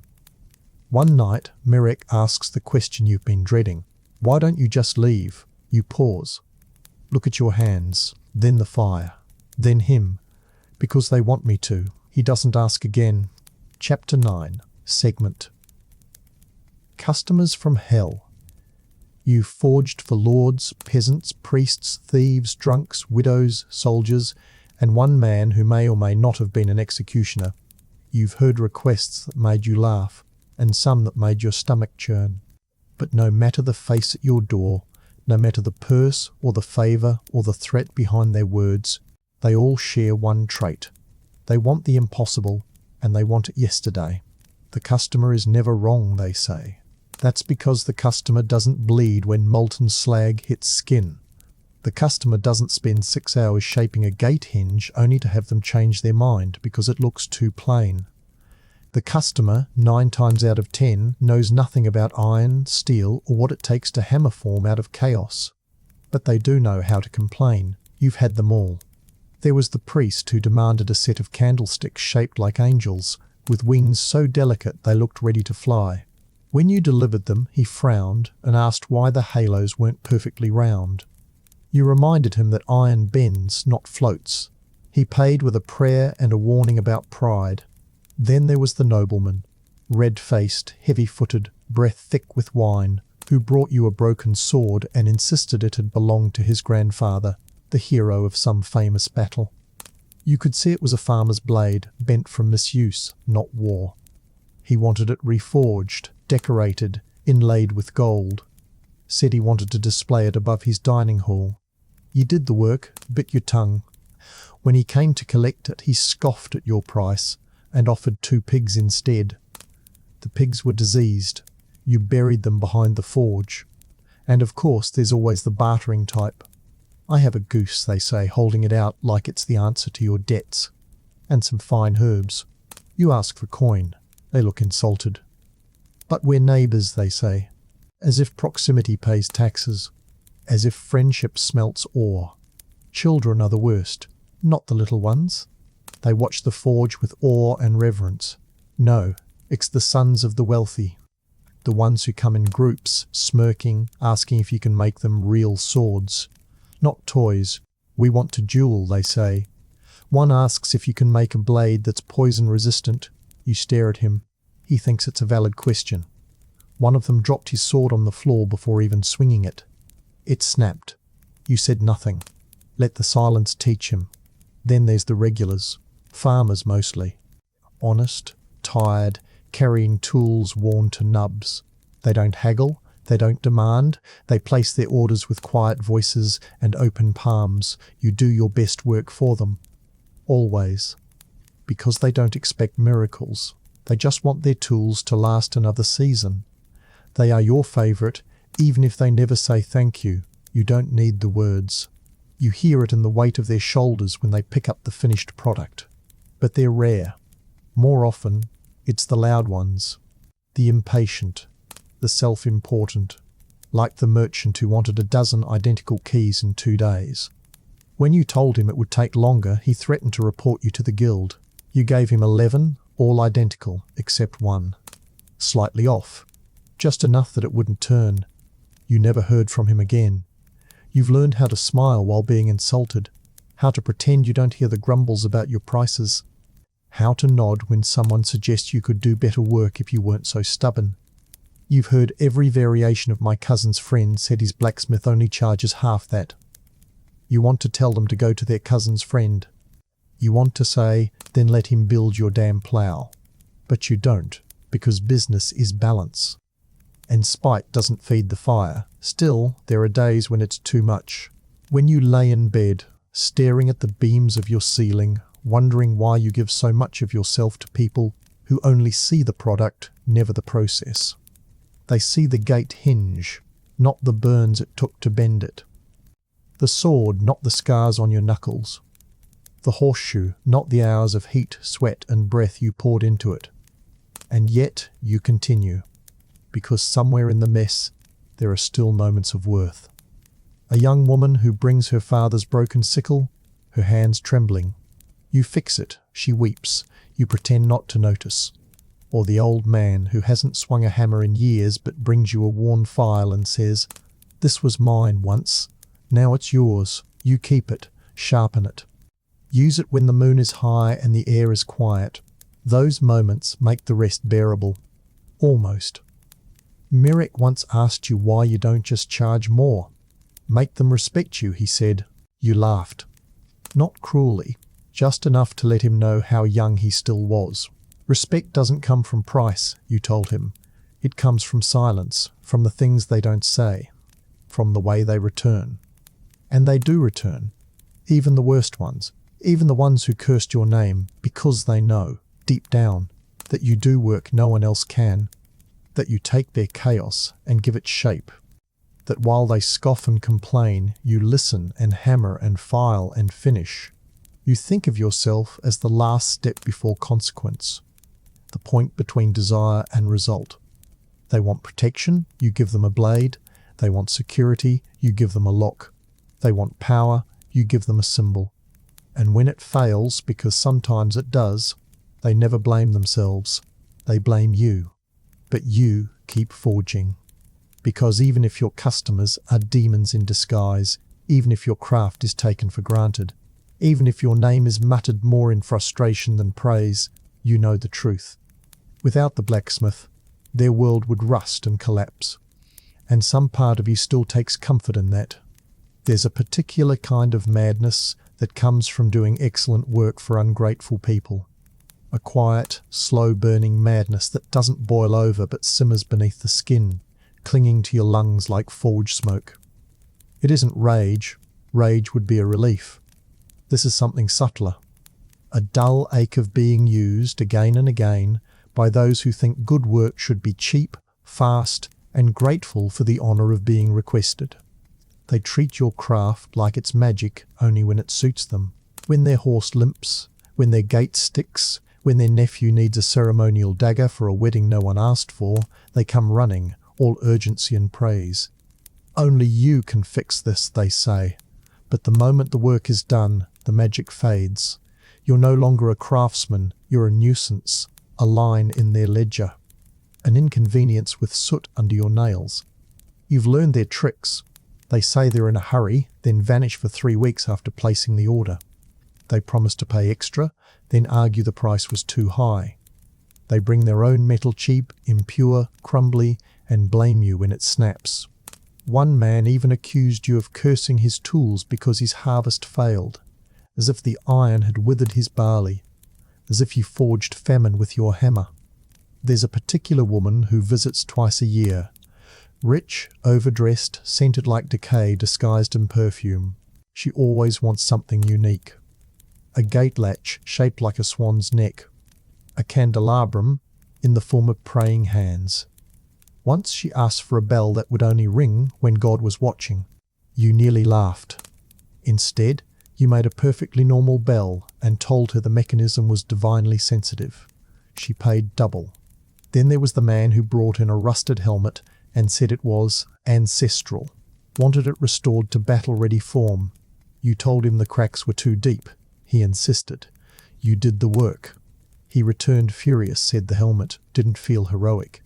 You suggested he try wearing it into an actual battle. He didn't return. You've stopped expecting gratitude. It's not that you don't appreciate it, it's that it rarely comes. And when it does, it feels wrong. Performative. A forced smile, a forced coin, a God bless you, spoken without meeting your eyes. Real gratitude is quiet. Like the boy who once brought you a folded cloth with 2 eggs inside, said nothing and left it on your bench. Or the man who returned after 20 years, scarred and limping, just to say, your blade held. But even these rare moments don't outweigh the rest. The lies, the excuses, the false urgency. The way they look at your hands, like they belong to someone else. As if your labour was plucked from the sky, not carved out of muscle and bone. And still, you work. Not because they deserve it, but because the work itself is honest. The steel does not lie. The fire does not flatter. The tools do not praise you, but they never pretend to be more than what they are. That's a kind of mercy. Mirek, now older, sharper, has begun to notice more. He comes back from the market, gritting his teeth, muttering about merchants who questioned your pricing. He once nearly punched a man who tried to underpay for a repaired plough. You stopped him. Not because the man didn't deserve it, but because you know how that story ends. With reports, with guild letters, with sudden inspections, and you've already danced close enough to that fire. Instead, you teach Mirek the long game. How to refuse politely, how to delay without offence, how to look someone in the eye and make them question whether they're the fool. It's not cowardice. It's survival. The worst customers are the ones who think they're helping. The noblewoman who offers design advice. The priest who wants a crossbar adjusted because it didn't feel holy enough. The trader who insists that the blade would be more effective if it were slightly shorter, because, of course, he once saw a sword in Venice. You listen, you nod, you ignore most of it. But sometimes, just to keep the peace, you incorporate their foolish suggestions. And when the product fails, they never blame themselves. They say, "The smith didn't understand me." You understood perfectly. That was the problem. There's one man you'll never forget.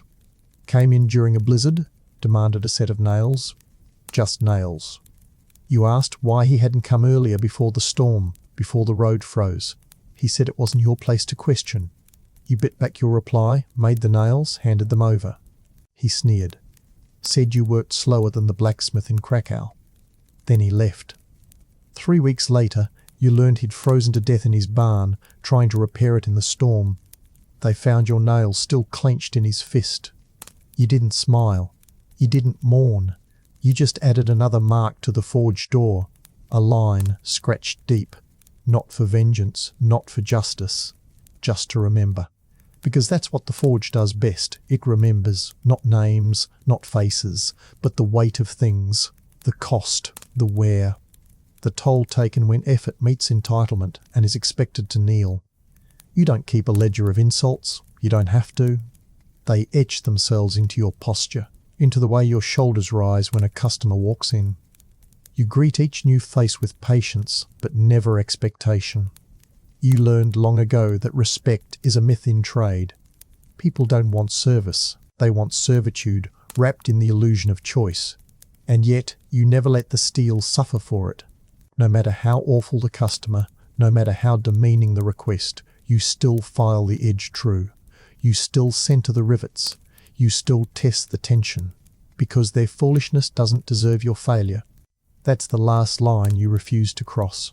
Because while the village may treat you like a servant, and the guild like a number, and your clients like a vending box of molten miracles, you know what you are.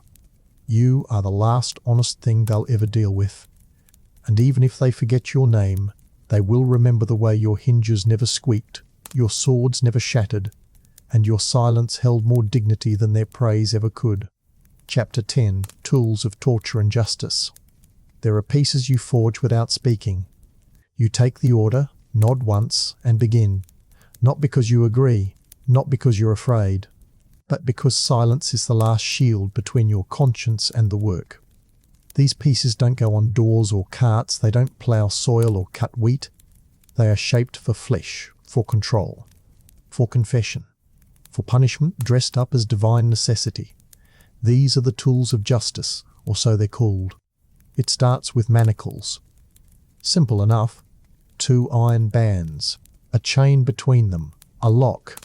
You've made hundreds, perhaps more. At first, you convinced yourself they were for thieves, for real criminals, people who'd earned the weight of cold metal around their bones. But then the names changed. Then the orders came from priests instead of guards, from magistrates instead of reeves, from men with silk gloves and smiles, too clean for this world. They wanted neck collars with built-in spikes, for heretics who bowed improperly. They wanted irons to spread the legs, for questioning. They wanted thumbscrews, heated branding rods, masks shaped like pigs and demons. To strip away the sin, they said. But what you saw each time you shaped them was the same truth. These weren't tools of justice. They were instruments of performance. Power made visible, cruelty made efficient. There's something deeply wrong in making a thing designed only to hurt. Not kill. Not even disable. Just hurt. You feel it in the steel. The way it resists the bend. The way it rings off key on the anvil, as if the iron itself resents its fate. The fire burns hotter for these jobs. The bellows wheeze louder. The forge becomes a stage, and you its unwilling actor. But you keep forging. Because the moment you stop, someone else takes your place. Someone worse. Someone who enjoys the work. You've seen them? The grinning smith in Poznań, who brags about how fast he can make a mask that tears the mouth when worn too long. The man in Lublin who specializes in restraints for children. You remember the look in his eyes, empty and wet, like something rotten floating just behind the skin. You're not like them. You tell yourself that, repeatedly, because you need to. You still shape the edges clean, still make the hinges precise. Because if the pain must happen, better it be swift, controlled. You cannot erase suffering, but maybe, in some twisted way, you can reduce its jagged edges. The church is the most frequent customer for these items. They never call them torture devices. They call them instruments, implements, sacred bindings. One friar brought you a list written in Latin, carefully folded, requesting a device to discourage wandering thoughts. You made a simple spiked belt. You handed it over. He blessed you. You washed your hands for an hour after. Not all commissions come from institutions. Some are personal. A noble asks for a chastity belt. You make it. A merchant requests a cage for a servant who keeps running off. You ask no questions. A widow orders a lockable iron collar to remind a drunk son of his place. You don't know if it was ever used, but you know she paid in silence and left without meeting your eyes. There's a drawer in your forge you never open unless necessary. Inside are blueprints, drawings, measurements, notes you had to make to meet specifications. You hate that you've grown skilled at it, that you know the optimal pressure for wrist cuffs that won't break bone but still bruise, that you can measure jaw width by sight and know which steel will muffle sound best when used in a gag. You once tried to destroy the drawer, threw the papers into the fire, but later someone came asking for a design you'd made months before. The guild had records. They said your absence would be noted. So now you keep the drawer. You don't look inside unless you must. Mirek doesn't know, or pretends not to. He avoids the forge on days when the orders are unmarked. You let him. Let him keep whatever innocence the world hasn't burned off him yet. Still, sometimes he sees. Like the day he watched you forge an iron bar with hooks on either end. He didn't ask. He just swept the ash, kept his eyes low. That night he didn't eat. The worst part isn't the work. It's how easily the world accepts it. You bring the device, hand it over, get paid. No questions, no shame, just business. Sometimes a guard tests it, laughs, says, "This'll make them talk." Sometimes a priest offers a blessing. You wonder if he even knows what he's blessing. And then you return to the forge, clean the tools, sharpen the next blade, start again. Because there is no protest in your position, no refusal. The moment you step out of line, the guild can revoke your license. The church can whisper your name into the wrong ears. The town can find another smith, maybe not as skilled, maybe not as careful, but certainly more obedient. So you stay, you bend iron, and try not to bend yourself. At night, when the coals die and the smoke lingers in the rafters, you sometimes hear cries. Not from outside, from inside, memory maybe, or guilt given voice. You never know who they belong to. A prisoner? A victim? Yourself? You close your eyes. You tell yourself tomorrow's orders will be cleaner, kinder, that someone will need a new horseshoe or a cooking pot or a gate latch. And if they don't, you'll still open the drawer. You stop flinching after a while, not because it gets easier, but because it becomes normal. That's how rot sets in. Slowly, quietly, not through malice, but routine. One iron shackle leads to another. One branded chest, one muffled scream, one bishop's seal. And before you know it, you're no longer asking how a device will be used. You're asking what finish they want. You're not wondering who it will touch. You're checking for symmetry. Because asking questions is a luxury. And luxury is for men who don't depend on guild stamps and church orders to keep their roof from caving in. There was a time when you swore you'd never forge the mask. The scold's bridle, they called it. An iron cage that locked over a woman's face with a spike for her tongue. To silence liars, one deacon had said, placing the order like he was buying bread. You refused, for days. Told them you lacked the material, the time. Then a guild official came knocking, said you were behind on your quotas, said complaints had reached Krakow. That non-compliance wasn't tolerated, especially not from smiths in smaller villages. So you made it. Slowly, shamefully, shaped each strap to curve gently around where a cheekbone might press, forged the locking clasp so it wouldn't break skin. You told yourself that mercy could live in design. But when they came to collect it, the priest held it up like a trophy. A beautiful thing, he said. You didn't watch him leave. You buried the scrap metal left from that job deep behind the forge under loose stones. You still trip over it sometimes when you walk in the dark. Not all the pain comes from what you make. Some of it comes from what you fix. A guard brought you a rack lever once, splintered, worn down from overuse. Needs a smoother turn, he said. The old one jerks. You stared at it, oak dark with years of sweat, rusted iron teeth, the grain warped by pressure. You said nothing. Just took it, repaired it, returned it. He paid in coin that felt heavier than usual. You never spent it? That's the hidden weight of the work, not just the blood, but the bureaucracy. Orders in triplicate. Receipts stamped by guild clerks. Deliveries scheduled to avoid public viewings. The pain is organised, filed away, sanitized. You are just one cog in a wheel that crushes quietly. And sometimes the victims come to you afterward, not openly, but you see it in their eyes. The way they avoid the forge, the way they flinch at the hiss of hot metal meeting water. One woman passed by every day for years. She once brought you a broken kettle, hands trembling. You fixed it fast, free of charge. She never returned. You later learned her husband worked for the magistrate. You didn't ask what had happened. You didn't need to. Myrak asked you once why you don't say no more often. You've earned it, he said. People respect you. You laughed, quiet, bitter. Respect doesn't protect you, you told him. It just makes your fall louder. But still, something in you resists. A sliver of defiance too buried to dig out, too stubborn to die. You start changing small things. You round the inner edges of the shackles. Leave barely enough tolerance in the bolts that they'll creak if tightened too far. You shift pressure points in the collars so they irritate sooner. Not enough to fail, just enough to remind the wielder that suffering isn't meant to be easy. Is it sabotage? Maybe. But who's going to inspect? The church? The guild? They don't want to know how the pain works, just that it does. Still, the guilt grows.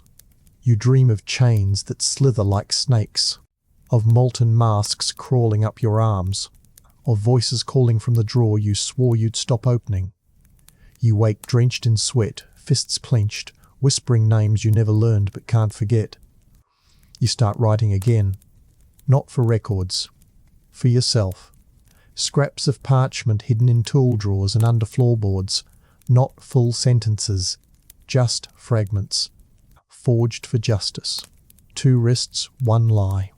Thumbs cracked on holy orders.